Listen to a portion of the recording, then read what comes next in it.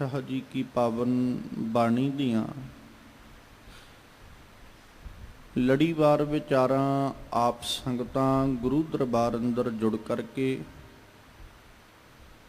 और अपने अपने घरां विच बैठ करके इस पावन अस्थान तो सरवण करदियां हो। ਉਹ ਚੱਲ ਰਹੀਆਂ ਲੜੀਵਾਰ ਗੁਰਬਾਣੀ ਵਿਚਾਰਾਂ ਦੇ ਨਾਲ ਸਾਂਝ ਪਾਈਏ। ਵਿਚਾਰਾਂ ਆਰੰਭਣ ਤੋਂ ਪਹਿਲਾਂ ਸਤਿਗੁਰੂ ਧੰਨ ਗੁਰੂ ਗ੍ਰੰਥ ਸਾਹਿਬ ਜੀ ਕਿਰਪਾ ਕਰਨ, ਆਪਣਾ ਮਿਹਰ ਭਰਿਆ ਹੱਥ ਸਿਰ ਤੇ ਰੱਖਣ। ਸਤਿਗੁਰੂ ਜੀ ਆਪ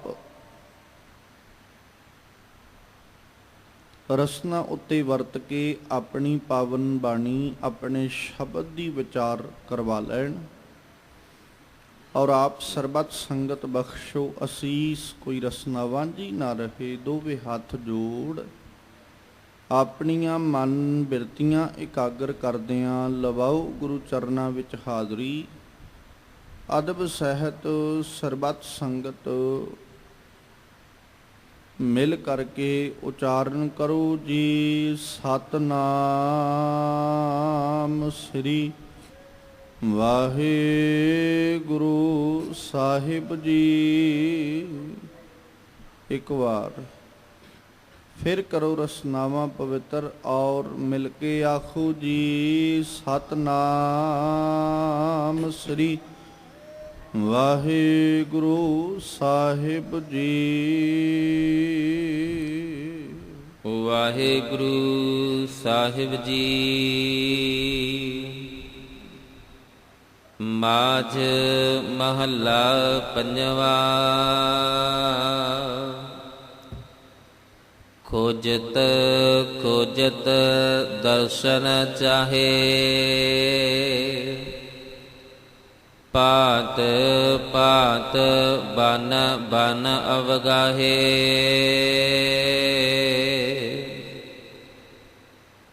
निर्गुण सरगुण हर हर मेरा,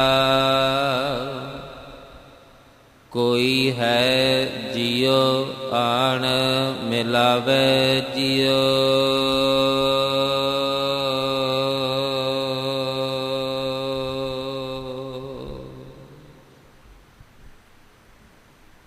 जिस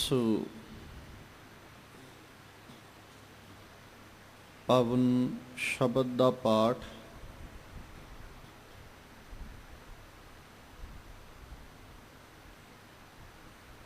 आप संगत ने बड़े अदब सत्कार दे नाल प्यार सहित मानयोग भाई साहब होरां पासों सरवण कीता है।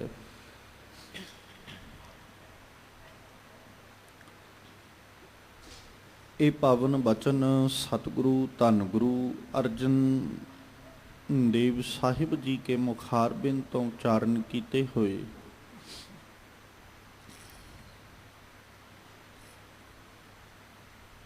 ਮਾਝ ਰਾਗ ਦੇ ਅੰਦਰ ਧੰਨ ਗੁਰੂ ਗ੍ਰੰਥ ਸਾਹਿਬ ਪਾਤਸ਼ਾਹ ਜੀ ਕੇ ਪਾਵਨ ਅੰਗ 98 ਦੇ ਉੱਪਰ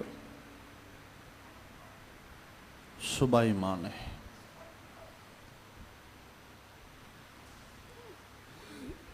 ਅੱਜ ਦੇ ਇਹਨਾਂ ਪਾਵਨ ਸ਼ਬਦਾਂ ਦੇ ਰਾਹੀਂ, ਪਾਵਨ ਬਚਨਾਂ ਦੇ ਰਾਹੀਂ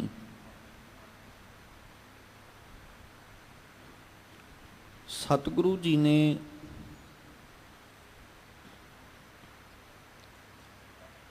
ਉਸ ਜੀਵ ਦੀ ਬਾਤ ਕੀਤੀ ਜਿਹੜਾ ਰੱਬ ਦੇ ਦਰਸ਼ਨਾਂ ਵਾਸਤੇ, ਦੀਦਾਰਾਂ ਵਾਸਤੇ ਬੜਾ ਵਿਆਕੁਲ ਹੈ।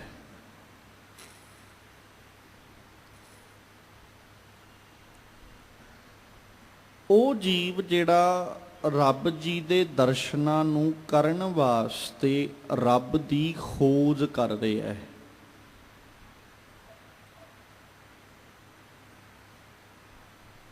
ਰੱਬ ਲੱਭਣ ਵਾਸਤੇ ਯਤਨ ਕਰ ਰਿਹਾ ਹੈ ਵੀ ਸ਼ਾਇਦ ਰੱਬ ਨੂੰ ਲੱਭਦਿਆਂ ਪਰਮੇਸ਼ਵਰ ਜਾਵੇ ਮਿਲ ਤੇ ਮੈਨੂੰ ਦਰਸ਼ਨ ਹੋ ਜਾਣ।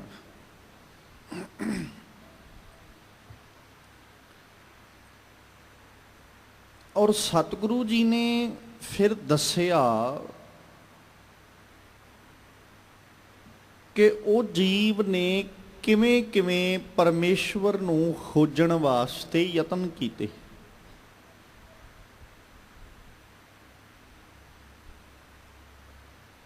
ਕਿਹੜੇ ਕਿਹੜੇ ਯਤਨ ਕੀਤੇ, ਕਿਵੇਂ ਕਿਵੇਂ ਯਤਨ ਕੀਤੇ ਤੇ ਅਖੀਰ ਪਰਮੇਸ਼ਵਰ ਮਿਲਿਆ ਕਿਵੇਂ।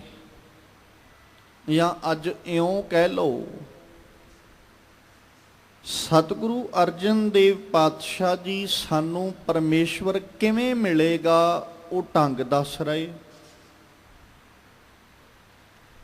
ਔਰ ਪਰਮੇਸ਼ਵਰ ਨੂੰ ਮਿਲਣ ਵਾਸਤੇ ਮਨੁੱਖਾਂ ਦੁਆਰਾ ਕਿਹੜੇ ਯਤਨ ਕੀਤੇ ਜਾ ਰਹੇ ਨੇ, ਕਿਹੜੇ ਢੰਗ ਵਰਤੇ ਜਾ ਰਹੇ ਨੇ, ਸਾਨੂੰ ਨਾਲ ਉਹ ਵੀ ਦੱਸ ਰਹੇ ਨੇ।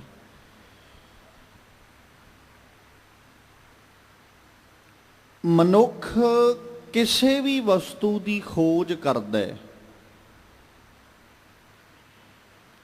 ਹਮੇਸ਼ਾ ਉਸ ਵਸਤੂ ਨੂੰ ਖੋਜਣ ਦਾ ਯਤਨ ਕਰਦਾ ਹੈ, ਉਸ ਪਦਾਰਥ ਨੂੰ ਲੱਭਣ ਦਾ ਯਤਨ ਕਰਦਾ ਹੈ ਜਿਸ ਪਦਾਰਥ ਦੀ ਇਹਨੂੰ ਜ਼ਰੂਰਤ ਹੋਵੇ। ਤੇ ਜਿਸ ਵਸਤੂ, ਜਿਸ ਪਦਾਰਥ ਦੀ ਜ਼ਰੂਰਤ ਨਹੀਂ ਹੈ, ਉਹ ਭਾਵੇਂ ਅੱਖਾਂ ਸਾਹਮਣੇ ਕਿਉਂ ਨਾ ਵਸਤੂ ਪਈ ਹੋਵੇ, ਉਹਦੇ ਵੱਲ ਕਦੇ ਧਿਆਨ ਨਹੀਂ ਮਾਰਿਆ।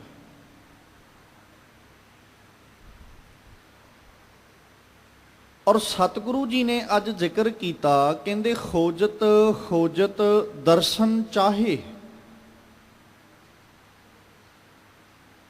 ਖੋਜਣ ਲੱਗ ਪਿਆ, ਖੋਜਦਿਆਂ ਖੋਜਦਿਆਂ ਮਨ ਵਿੱਚ ਤਾਂਘ ਉਪਜ ਪਈ ਵੀ ਰੱਬ ਲੱਭ ਜਾਏ ਤੇ ਮੈਂ ਦਰਸ਼ਨ ਕਰ ਲਾਂ, ਪਰਮੇਸ਼ਵਰ ਮਿਲ ਜਾਏ, ਮੈਨੂੰ ਦੀਦਾਰ ਹੋ ਜਾਣ।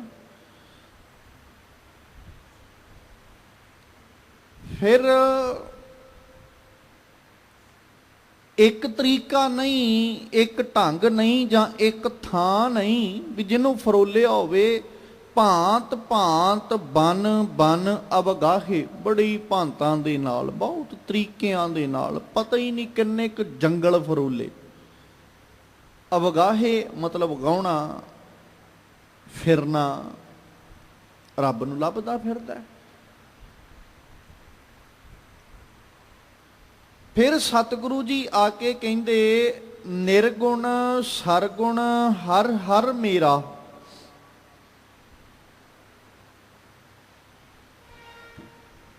ਕਹਿੰਦੇ ਮੇਰਾ ਪਰਮੇਸ਼ਵਰ ਜਿਹੜਾ ਹੈ, ਹਰਗੁਣ ਜਿਹੜਾ, ਹਰੀ ਪਰਮੇਸ਼ਵਰ ਜਿਹੜਾ ਹੈ, ਉਹ ਨਿਰਗੁਣ ਵੀ ਹੈ ਔਰ ਸਰਗੁਣ ਵੀ ਹੈ, ਦਿਸਦਾ ਵੀ ਹੈ ਤੇ ਨਹੀਂ ਵੀ ਦਿਸਦਾ।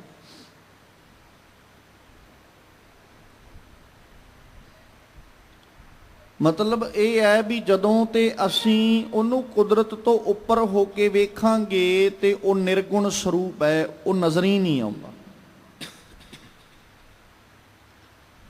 ਤੇ ਜਦੋਂ ਸਰਬ ਵਿਆਪਕਤਾ ਵਾਲੇ ਗੁਣ ਨੂੰ ਵੇਖਦੇ ਆ, ਸਭਨਾਂ ਵਿੱਚ ਵਸੇ ਹੋਏ ਨੂੰ ਵੇਖਦੇ ਆ, ਫਿਰ ਸਰਗੁਣ ਸਰੂਪ ਨਜ਼ਰ ਹੀ ਆਉਂਦਾ ਹੈ। ਫਿਰ ਸਾਰੀਆਂ ਥਾਵਾਂ ਤੇ ਵਸਿਆ ਉਹੀ ਨਜ਼ਰ ਹੀ ਪੈਂਦਾ ਹੈ, ਉਹ ਦਿਸਦਾ ਹੈ। ਕੋਈ ਹੈ ਜੀਓ, ਕੋਈ ਐਸਾ ਜੀਵ ਹੈ ਆਣ ਮਿਲਾਵੇ ਜੀਓ, ਜਿਹੜਾ ਮੈਨੂੰ ਵੀ ਮਿਲਾ ਦੇ, ਮੇਰਾ ਵੀ ਰੱਬ ਨਾਲ ਮੇਲ ਹੋ ਜਾਏ।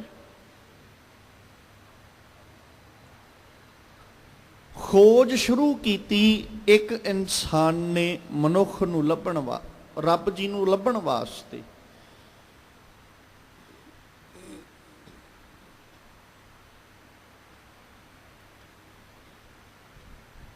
ਬਨ ਵੀ ਖੋਜੇ, ਪਹਾੜ ਵੀ ਖੋਜੇ, ਮਾਰੂ ਥਲ ਵੀ ਖੋਜੇ, ਧਰਤੀ ਵੀ ਖੋਜੀ, ਪਰ ਆਪਣਾ ਆਪ ਖੋਜਣ ਤੋਂ ਇਨਕਾਰੀ ਰਿਹਾ। ਧਾਰਮਿਕ ਗ੍ਰੰਥ ਪੜ੍ਹੇ ਬਹੁਤ, ਧਾਰਮਿਕ ਗ੍ਰੰਥਾਂ ਨੂੰ ਵਿਚਾਰਿਆ ਵੀ ਬੜਾ, ਪਰ ਆਪਣੇ ਅੰਦਰ ਨੂੰ ਵਿਚਾਰਨ ਤੋਂ ਇਨਕਾਰੀ ਰਿਹਾ।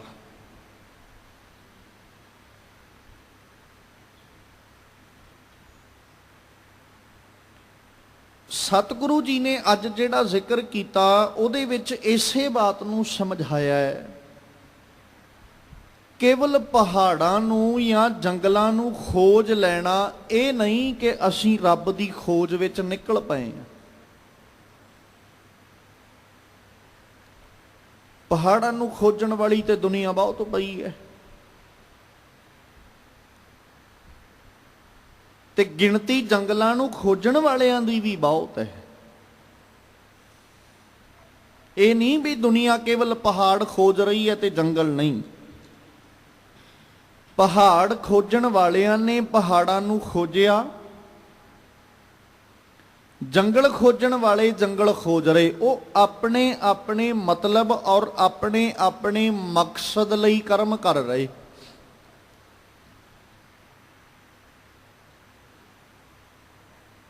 ਜ਼ਰੂਰੀ ਨਹੀਂ ਹੈ ਕਿ ਜਿਹੜਾ ਬੰਦਾ ਇਹ ਕਰਮ ਕਰ ਰਿਹਾ ਉਹ ਰੱਬ ਖੋਜਣ ਚੱਲਿਆ। ਹੁਣ ਪਹਾੜ ਖੋਜਣ ਵਾਲਾ ਤੇ ਉਹਦੇ ਵਿੱਚੋਂ ਕੋਲਾ ਵੀ ਲੱਭਦਾ ਫਿਰਦਾ, ਉਹਦੇ ਵਿੱਚੋਂ ਹੀਰੇ ਵੀ ਲੱਭਦਾ ਫਿਰਦਾ। ਹੁਣ ਉਹ ਤੇ ਆਪਣੇ ਮਕਸਦ ਲਈ ਗਿਆ।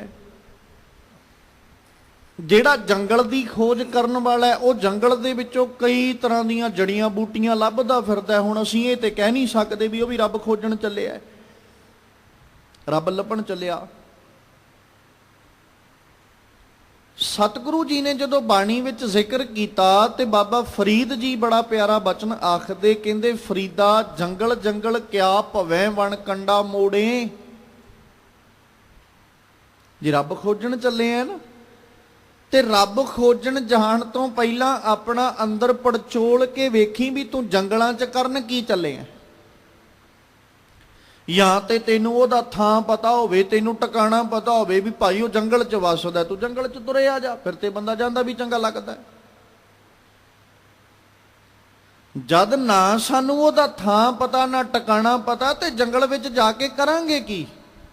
ਸੁਭਾਵਿਕ ਜਿਹੀ ਗੱਲ ਹੈ ਵੀ ਜਾਂ ਤੇ ਪੱਕਾ ਦਾਅਵਾ ਕਰੀਏ ਵੀ ਰੱਬ ਜੰਗਲ 'ਚ ਬੈਠਾ ਹੈ, ਵੀ ਉਹਨੇ ਜਦੋਂ ਮਿਲਣਾ ਉਹਨੇ ਜੰਗਲ ਦੇ ਵਿੱਚੋਂ ਹੀ ਮਿਲਣਾ, ਉਹ ਲੱਭੇਗਾ ਜਦੋਂ ਉਹਨੇ ਜੰਗਲ 'ਚੋਂ ਹੀ ਲੱਭਣਾ। ਜਾਂ ਤੇ ਇਸ ਗੱਲ ਦਾ ਅਸੀਂ ਦਾਅਵਾ ਕਰੀਏ।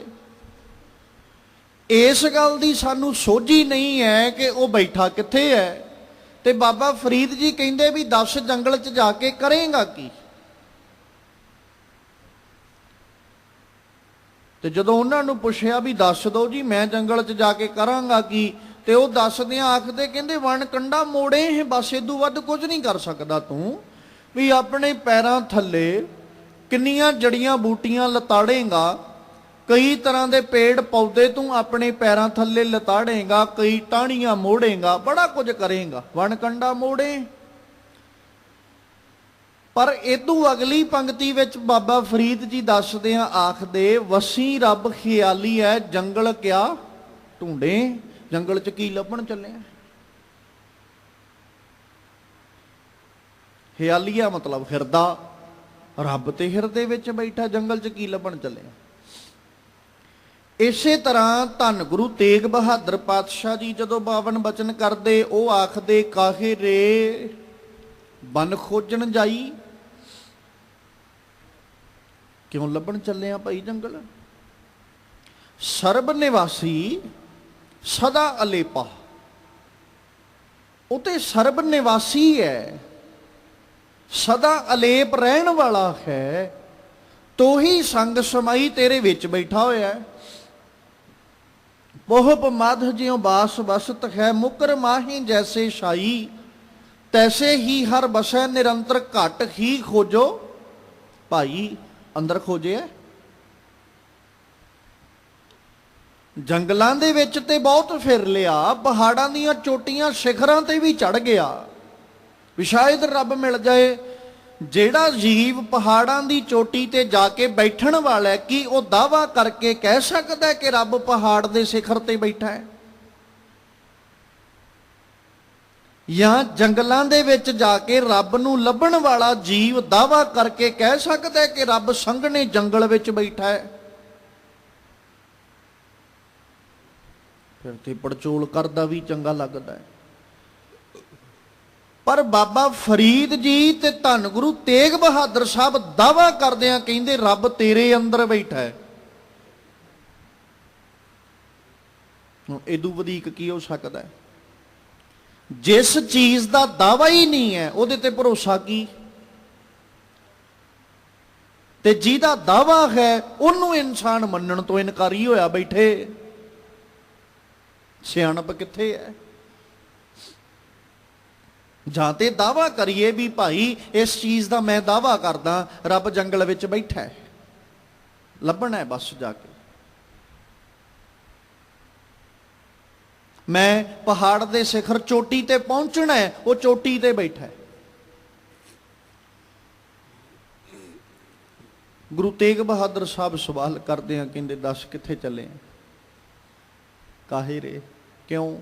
ਕਿਹੜੀ ਗੱਲੋਂ? ਇਸੇ ਤਰ੍ਹਾਂ ਅੱਜ ਗੁਰੂ ਅਰਜਨ ਸਾਹਿਬ ਕਹਿ ਰਹੇ, ਕਹਿੰਦੇ ਇੱਕ ਨਹੀਂ ਖੋਜਤ ਖੋਜਤ ਦਰਸ਼ਨ ਚਾਹੇ, ਦੀਦਾਰ ਲੱਭਣ ਕਰਨ ਵਾਸਤੇ ਨਾ ਲੱਭਣ ਤੁਰ ਪਿਆ। ਲੱਭਣ ਕੀ ਚੱਲਿਆ? ਰੱਬ। ਰੱਬ ਦਾ ਬਣਾਇਆ ਬੰਦਾ ਰੱਬ ਨੂੰ ਲੱਭਣ ਚੱਲਿਆ।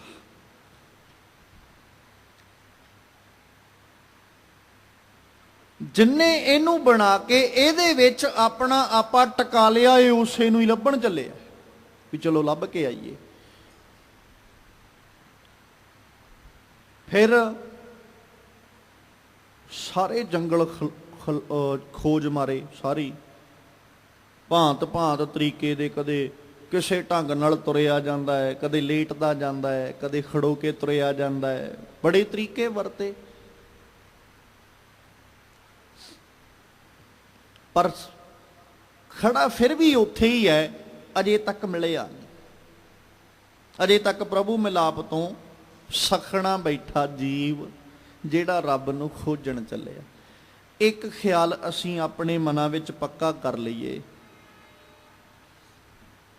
ਰੱਬ ਖੋਜਣ ਦਾ ਵਿਸ਼ਾ ਹੈ ਹੀ ਨਹੀਂ ਹੈ। ਅਸੀਂ ਜਿੰਨੀ ਮਰਜ਼ੀ ਕੋਸ਼ਿਸ਼ ਕਰੀਏ, ਯਤਨ ਕਰੀਏ ਵੀ ਮੈਂ ਰੱਬ ਲੱਭਣਾ ਹੈ, ਜਿੰਨਾ ਯਤਨ ਅਸੀਂ ਰੱਬ ਨੂੰ ਲੱਭਣ ਦਾ ਕਰਾਂਗੇ ਨਾ, ਸਾਡੀ ਸਭ ਤੋਂ ਵੱਡੀ ਮੂਰਖਤਾ ਹੀ ਹੈ, ਕਿਉਂਕਿ ਰੱਬ ਲੱਭਣ ਦਾ ਵਿਸ਼ਾ ਹੀ ਨਹੀਂ ਹੈ, ਟੌਪਿਕ ਹੀ ਨਹੀਂ ਹੈ ਵੀ ਮੈਂ ਰੱਬ ਲੱਭਣਾ ਹੈ। ਲੱਭਾਂਗੇ ਤਾਂ ਜੇ ਗਵਾਚਿਆ ਹੋਵੇ। ਜਾਂ ਤੇ ਪਹਿਲਾਂ ਦਾਵਾ ਕਰੋ ਵੀ ਰੱਬ ਗਵਾਚ ਗਿਆ, ਭਾਈ ਮੈਂ ਰੱਬ ਖੋਜਣ ਚੱਲਿਆ, ਰੱਬ ਲਾਪਤਾ ਹੋ ਗਿਆ, ਮਿਸਿੰਗ ਹੈ, ਮੈਂ ਉਹਨੂੰ ਲੱਭਣ ਚੱਲਿਆ। ਫਿਰ ਤੇ ਅਸੀਂ ਮੰਨੀਏ ਵੀ ਭਾਈ ਕਿਤੇ ਨਾ ਕਿਤੇ ਤੇ ਖੋਜਿਆਂ ਲੱਭ ਹੀ ਜਾਏਗਾ, ਕਿਉਂਕਿ ਰੱਬ ਗਵਾਚੇ ਹੈ। ਤੇ ਜਿਹੜੀ ਚੀਜ਼ ਗਵਾਚੀ ਹੋਈ ਨਹੀਂ ਹੈ ਉਹਨੂੰ ਲੱਭਣ ਵਾਲਾ ਬੰਦਾ ਕੀ ਹੋਏਗਾ? ਮੂਰਖ।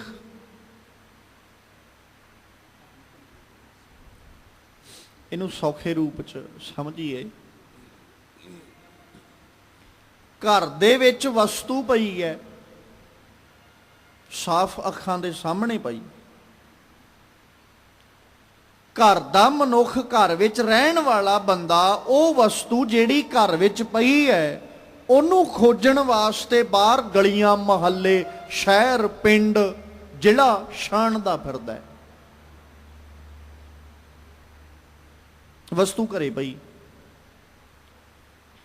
ਉਹ ਕਿਸੇ ਦੀ ਮਦਦ ਮੰਗੇ, ਕਿਸੇ ਦੀ ਸਹਾਇਤਾ ਮੰਗੇ, ਉਹਦੇ ਸਹਾਇਕ ਵੀ ਕਈ ਹੋ ਜਾਣਗੇ ਵੀ ਚੱਲ ਲੈ ਸੱਜਣਾ ਅਸੀਂ ਵੀ ਤੇਰੇ ਨਾਲ ਲਭਾ ਦਿੰਨੇ ਆ, ਵੀ ਚੱਲ ਤੇਰਾ ਭਲਾ ਹੋ ਜਾਏ, ਵੀ ਤੈਨੂੰ ਵਸਤੂ ਲੱਭ ਜੇ।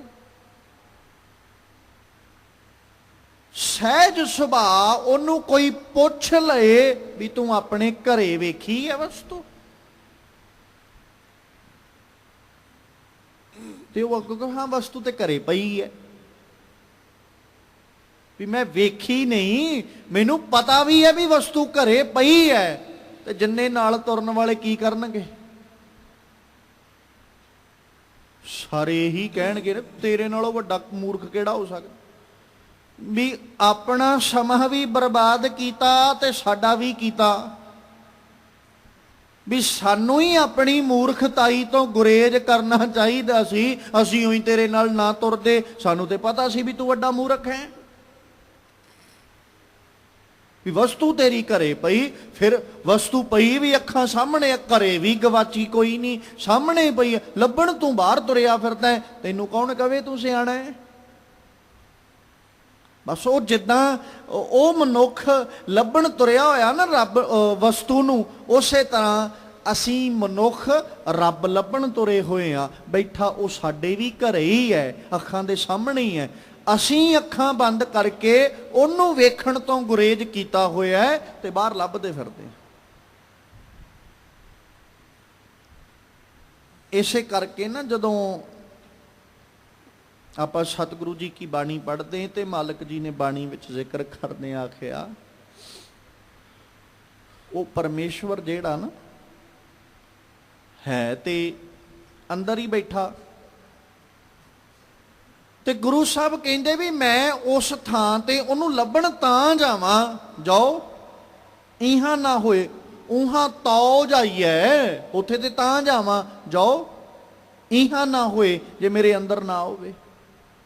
ਤੇ ਨਾਲ ਜ਼ਿਕਰ ਕਰਦੇ ਆਖਿਆ, ਜੇ ਘਰ ਹੁੰਦਾ ਮੰਗਣ ਜਾਈਐ,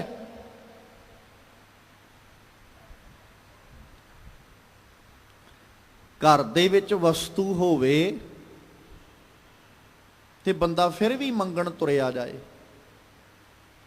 ਜੇ ਘਰ ਹੁੰਦਾ, ਘਰ ਦੇ ਵਿੱਚ ਹੁੰਦਿਆਂ ਹੋਇਆਂ ਮੰਗਣ ਜਾਈਏ, ਮੰਗਣ ਤੁਰ ਜੀਏ, ਫਿਰ ਕੀ ਮਿਲੇਗਾ? ਫਿਰ ਉਲਾਮਾ ਮਿਲੇ ਤਾਂ ਹੀ ਫਿਰ ਉਲਾਮੇ ਮਿਲਦੇ। ਜਿਵੇਂ ਕਿਸੇ ਮਨੁੱਖ ਨੇ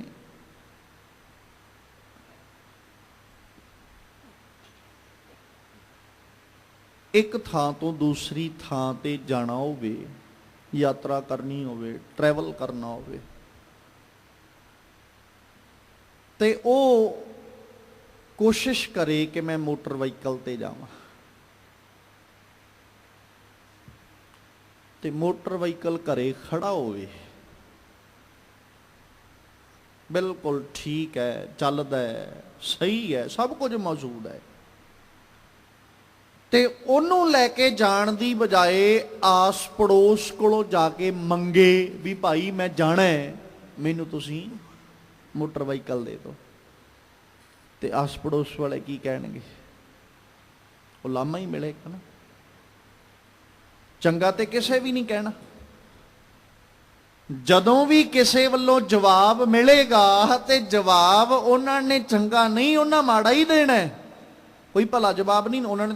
ਪਹਿਲੀ ਗੱਲ ਤੇ ਸਾਫ਼ ਅਗਲੇ ਕਹਿਣਗੇ ਵੀ ਭਾਈ ਜਿਹੜਾ ਘਰੇ ਖੜਾ ਉਹਨੂੰ ਤੂੰ ਕੀ ਕਰਨਾ, ਉਹ ਲੈ ਕੇ ਜਾ, ਵੀ ਸਾਡੇ ਕੋਲੋਂ ਮੰਗਣ ਤੁਰਿਆ ਹੋਣਾ ਹੈ। ਘਰ ਵਿੱਚ ਇੱਕ ਨਹੀਂ ਦੋ ਦੋ ਤੂੰ ਵਸਤੂਆਂ, ਦੋ ਦੋ ਮੋਟਰ ਵਹੀਕਲ ਖੜਾ ਕੇ ਬੈਠਾ, ਮੰਗਣ ਤੂੰ ਸਾਡੇ ਕੋਲੋਂ ਤੁਰਿਆ ਹੋਣਾ, ਵੀ ਸ਼ਰਮ ਕਰ ਮਾੜੀ ਮੋਟੀ।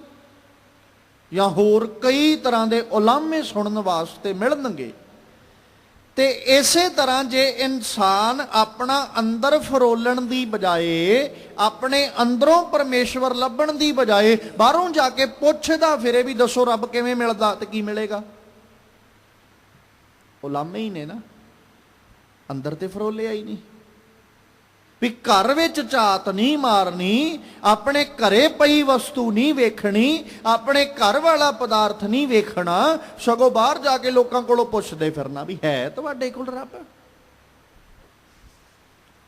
ਇਸੇ ਤਰ੍ਹਾਂ ਸਾਹਿਬ ਜੀ ਨੇ ਆਖਿਆ ਵੀ ਹੈ, ਉਹ ਨਿਰਗੁਣ ਵੀ ਹੈ ਤੇ ਸਰਗੁਣ ਵੀ ਹੈ, ਤੇਰੇ ਅੰਦਰ ਵੀ ਬੈਠਾ ਹੋਇਆ ਹੈ, ਤੇ ਤੂੰ ਐਵੇਂ ਬਾਹਰੋਂ ਫਰੋਲਣ ਦੀ ਬਜਾਏ, ਬਾਹਰੋਂ ਲੋਕਾਂ ਕੋਲੋਂ ਪੁੱਛਣ ਦੀ ਬਜਾਏ ਆਪਣਾ ਅੰਦਰ ਫਰੋਲ ਲਾ, ਤੈਨੂੰ ਤੇਰੇ ਅੰਦਰੋਂ ਮਿਲ ਜਾਣਾ।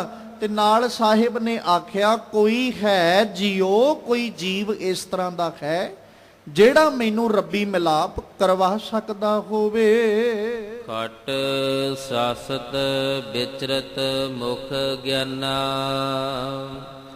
ਪੂਜਾ ਤਿਲਕ ਤੀਰਥ ਇਸ਼ਨਾਨਾ,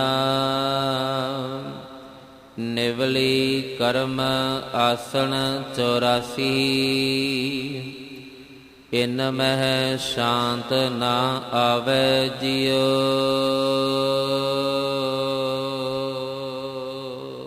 ਆ ਜਿਹੜਾ ਰੱਬ ਲੱਭਣ ਚੱਲਿਆ ਉਹਨੇ ਕੱਲੇ ਜੰਗਲ ਨਹੀਂ ਫਰੋਲੇ, ਰੱਬ ਲੱਭਣ ਵਾਲੇ ਬੰਦੇ ਨੇ ਕੱਲੇ ਮਾਰੂਥਲ ਜਾਂ ਕੱਲੇ ਪਹਾੜ ਨਹੀਂ ਫਰੋਲੇ, ਰੱਬ ਨੂੰ ਲੱਭਣ ਵਾਲੇ ਨੇ ਆ ਕੁਛ ਵੀ ਕੀਤਾ।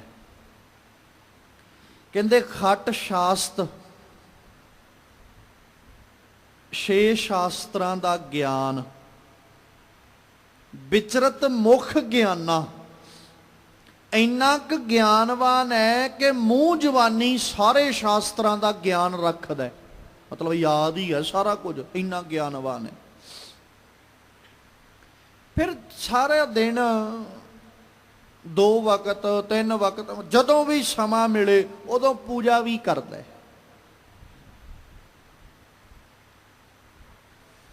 ਤੀਰਥਾਂ ਉੱਤੇ ਜਾ ਕੇ ਇਸ਼ਨਾਨ ਵੀ ਕਰ ਆਉਂਦਾ ਹੈ, ਜਦੋਂ ਸਮਾਂ ਬਣੇ ਚਲਾ ਜਾਂਦਾ ਹੈ ਵੀ ਚਲੋ ਤੀਰਥ ਤੇ ਵੀ ਨਹਾ ਆਈਏ ਭਾਈ। ਔਰ ਬਾਪੂ ਜੀ ਨੇ ਨਾਲ ਲਫ਼ਜ਼ ਵਰਤਿਆ, ਕਹਿੰਦੇ ਤਿਲਕ ਮੱਥੇ ਤੇ ਉਹ ਵੀ ਲਾ ਲੈਂਦਾ ਹੈ, ਤਿਲਕ ਵੀ ਲਾ ਲੈਂਦਾ ਹੈ। ਇਹਨੂੰ ਸੌਖੇ ਲਫ਼ਜ਼ਾਂ 'ਚ ਕਹਿ ਲਈਏ ਕਿ ਧਰਮ ਦਾ ਪਹਿਰਾਵਾ ਵੀ ਪਾ ਲੈਂਦਾ ਹੈ, ਧਰਮ ਦਾ ਕੰਮ ਵੀ ਕਰ ਲੈਂਦਾ ਵੀ ਚਲੋ ਕੋਈ ਇੱਕ ਅੱਧਾ ਆਪਾਂ ਧਰਮ ਦਾ ਕੰਮ ਵੀ ਕਰ ਲਈਏ। ਤੀਰਥ ਉੱਤੇ ਜਾ ਕੇ ਨਹਾਉਣਾ ਇਹ ਕਹਿੰਦਾ ਜੀ ਧਰਮ ਦਾ ਕੰਮ ਹੈ, ਪੂਜਾ ਕਰਨੀ ਧਰਮ ਦਾ ਕੰਮ ਹੈ, ਤੇ ਸਰੀਰਕ ਤੌਰ ਦੇ ਉੱਤੇ ਧਾਰਮਿਕ ਪਹਿਰਾਵੇ ਨੂੰ ਪਾ ਲੈਣਾ ਇਹ ਕਹਿੰਦਾ ਭਾਈ ਧਰਮੀ ਬੰਦਾ ਹੈ, ਧਾਰਮਿਕ ਕਰਮ ਹੈ, ਕਰ ਲੈਣਾ ਚਾਹੀਦਾ ਹੈ। ਸਤਿਗੁਰੂ ਕਹਿੰਦੇ ਸਾਰਾ ਹੀ ਕਰਦਾ ਹੈ। ਧਾਰਮਿਕ ਗ੍ਰੰਥਾਂ ਦਾ ਗਿਆਨ ਵੀ ਰੱਖਦਾ ਹੈ,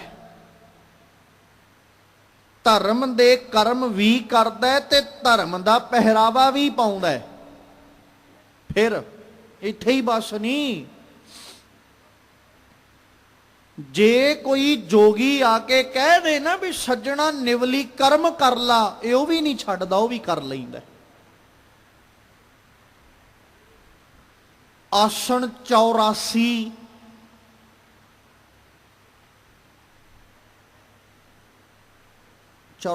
ਆਸਣ ਵੀ ਜਾਣਦਾ ਹੈ, ਉਹ ਵੀ ਕਰ ਲੈਂਦਾ। ਇਹ ਸਾਰਾ ਕੁਝ ਕਰਨ ਤੋਂ ਬਾਅਦ ਵਿੱਚ ਵੀ ਮਨ ਕਰਕੇ ਫਿਰ ਦੁਖੀ ਬੈਠਾ ਹੈ ਵੀ ਹੁਣ ਚਾਹੀਦਾ ਤੇ ਇਹ ਸੀ ਜਿਹੜਾ ਬੰਦਾ ਨਿਵਲੀ ਕਰਮ ਕਰਦਾ ਹੈ, ਜਿਹੜਾ ਬੰਦਾ 84 ਆਸਣਾਂ ਦਾ ਗਿਆਨ ਰੱਖਦਾ ਹੈ, ਜਾਣਦਾ ਹੈ, ਕਰ ਵੀ ਲੈਂਦਾ ਹੈ, ਜਿਹੜਾ ਇਨਸਾਨ ਧਾਰਮਿਕ ਗ੍ਰੰਥਾਂ ਦਾ ਗਿਆਨ ਰੱਖਦਾ ਹੈ, ਜਿਨਨੇ ਧਰਮ ਦਾ ਲਿਬਾਸ ਪਾਇਆ, ਧਰਮ ਦੇ ਕੰਮ ਵੀ ਕਰ ਲੈਂਦਾ, ਚਾਹੀਦਾ ਤੇ ਸੀ ਵੀ ਉਹਦਾ ਮਨ ਹੈ ਟਿਕਿਆ ਹੁੰਦਾ, ਸ਼ਾਂਤ ਹੁੰਦਾ। ਧਰਮ ਟਿਕਾ ਹੀ ਸਿਖਾਉਂਦਾ ਹੈ ਨਾ, ਧਰਮ ਸ਼ਾਂਤੀ ਹੀ ਸਿਖਾਉਂਦਾ ਹੈ। ਪਰ ਇਹ ਸਾਰਾ ਧਰਮੀ ਕਰਮ ਕਰਨ ਵਾਲਾ ਧਰਮੀ ਬੰਦਾ ਆਪਣੇ ਜੀਵਨ ਦੇ ਵਿੱਚ ਤੱਤਾ ਫੱਟਾ ਹੋਇਆ ਤੁਰਿਆ ਫਿਰਦਾ, ਹਫੜਾ ਦਫੜੀ ਵਿੱਚ ਭੱਜਿਆ ਫਿਰਦਾ ਹੈ। ਸਾਹਿਬ ਕਹਿੰਦੇ ਇਨਮੇ ਸ਼ਾਂਤ ਨਾ ਆਵੇ ਜੀਓ, ਇਦਾਂ ਸ਼ਾਂਤੀ ਨਹੀਂ ਮਿਲਦੀ, ਇਦਾਂ ਸਕੂਨ ਨਹੀਂ ਮਿਲਦਾ ਵੀ ਬੰਦਾ ਆਖੇ ਮੈਂ ਨਿਉਲੀ ਕਰਮ ਕਰ ਲਿਆ ਜੀ ਮੈਨੂੰ ਸਕੂਨ ਮਿਲ ਜੇ, ਜਾਂ ਮੈਂ 84 ਆਸਣ ਲਾ ਲੇ ਮੇਰਾ ਮਨ ਟਿਕ ਜਾਏ, ਮੈਂ ਧਾਰਮਿਕ ਗ੍ਰੰਥ ਯਾਦ ਕਰ ਲੇ, ਪੜ੍ਹਨਾ ਤੇ ਬੜੀ ਦੂਰ ਦੀ ਗੱਲ ਹੈ, ਯਾਦ ਕਰ ਲੇ ਵੀ ਇੱਕ ਪਾਸਿਓਂ ਤੁਰ ਪੈਂਦਾ ਤੇ ਉਦੋਂ ਹੀ ਰੋਕਦਾ ਜਦੋਂ ਸੰਪੂਰਨਤਾ ਹੋ ਜਾਂਦੀ। ਧਾਰਮਿਕ ਗ੍ਰੰਥ ਇੰਨੇ ਯਾਦ ਕਰ ਲੇ, ਫਿਰ ਪਹਿਰਾਵਾ ਤੇ ਸੋਹਣਾ ਹੀ ਬਹੁਤ ਪਾਇਆ, ਪੂਜਾ ਕਰ ਲੈਂਦਾ ਹੈ, ਸੋਹਣੀ ਪੂਜਾ ਕਰਨੀ ਜਾਣਦਾ ਹੈ, ਤੀਰਥਾਂ ਤੇ ਇਸ਼ਨਾਨ ਵੀ ਕਰ ਆਉਂਦਾ, 68 ਦੇ 68 ਤੀਰਥ ਹੀ ਜਾ ਆਉਂਦਾ। ਬਾਪੂ ਜੀ ਕਹਿੰਦੇ ਇਨਮੇ ਸ਼ਾਂਤ ਨਾ ਆਵੇ ਜੀਓ, ਕਿੱਥੇ ਸਕੂਨ, ਤੀਰਥਾਂ ਦੇ ਪਾਣੀ ਵਿੱਚ ਨਹਾਤਿਆਂ ਤੈਨੂੰ ਪਾਣੀ ਸਕੂਨ ਮਿਲਦਾ ਵੀ ਤੂੰ ਜਾ ਕੇ ਤੀਰਥ ਇਸ਼ਨਾਨ ਕੀਤਾ, ਜਾ ਕੇ ਜਲ ਦੇ ਵਿੱਚ ਤੂੰ ਚੁੱਭੀਆਂ ਲਾਉਂਦਾ ਫਿਰਦਾ, ਇਸ਼ਨਾਨ ਮਿਲ ਤੈਨੂੰ ਸਕੂਨ ਮਿਲ ਗਿਆ। ਨਿਉਲੀ ਕਰਮ, ਨਿਵਲੀ ਕਰਮ ਜਿਹਨੂੰ ਕਹਿੰਦੇ, ਨਿਵਲੀ ਕਰਮ ਕਹਿੰਦੇ ਨੇ ਆਪਣੇ ਹੱਥਾਂ ਨੂੰ ਪਿਛਲੇ ਪਾਸੇ ਰੱਖਦਿਆਂ ਹੋਇਆਂ, ਆਪਣੇ ਮੋਢਿਆਂ ਨੂੰ ਨੀਵਿਆਂ ਕਰਕੇ ਤੇ ਆਪਣੇ ਪੇਟ ਨੂੰ ਘਮਾਉਣਾ, ਉਹਨੂੰ ਕਹਿੰਦੇ ਨਿਵਲੀ ਕਰਮ। ਇਹ ਜੋਗੀ ਲੋਕ ਵਰਤਦੇ ਆਪਣੇ ਸਰੀਰ ਦੀ ਸਫਾਈ ਵਾਸਤੇ, ਕਾਇਆ ਨੂੰ ਸਾਫ਼ ਰੱਖਣ ਵਾਸਤੇ, ਗੰਦਗੀ ਦਾ ਤਿਆਗ ਕਰਨ ਲਈ ਵਰਤਦੇ ਨੇ। ਇਹ ਵੀ ਕਰ ਲੈਂਦਾ ਬੰਦਾ ਵੀ ਗੰਦਗੀ ਚੋਂ ਛੁਟਕਾਰਾ ਹੋ ਜਾਏ, ਸ਼ਾਇਦ ਰੱਬ ਮਿਲ ਜਾਏਗਾ। ਇਸੇ ਕਰਕੇ ਤੇ ਸਤਿਗੁਰੂ ਜੀ ਨੇ ਜਦੋਂ ਜ਼ਿਕਰ ਕੀਤਾ ਨਾ, ਮਾਲਕ ਜੀ ਨੇ ਸਮਝਾਉਂਦਿਆਂ ਸਾਨੂੰ ਇਹੋ ਕਿਹਾ ਸੀ, ਮਨ ਕਾਮਨਾ ਤੀਰਥ ਜਾਏ ਬਸਿਓ, ਸਿਰ ਕਰਵਤ ਧਰਾਏ, ਮਨ ਕੀ ਮੈਲ ਨਾ ਉਤਰੈ, ਇਹ ਬਿਦ ਜੇ ਲੱਖ ਯਤਨ ਕਰਾਏ। ਕਨਕ ਕਾਮਨੀ ਹੈਵਰ ਗੈਵਰ ਬਹੁ ਬਿਦ ਦਾਨ, ਦਾ ਤਾਰਾ ਅੰਨ ਵਸਤਰ ਭੂਮ ਬਹੁ ਅਰਪੇ, ਨਹ ਮਿਲਿਐ ਹਰ ਦੁਆਰਾ। ਕਿੱਥੇ ਮਿਲਿਆ ਰੱਬ ਦਾ ਦਰਵਾਜ਼ਾ?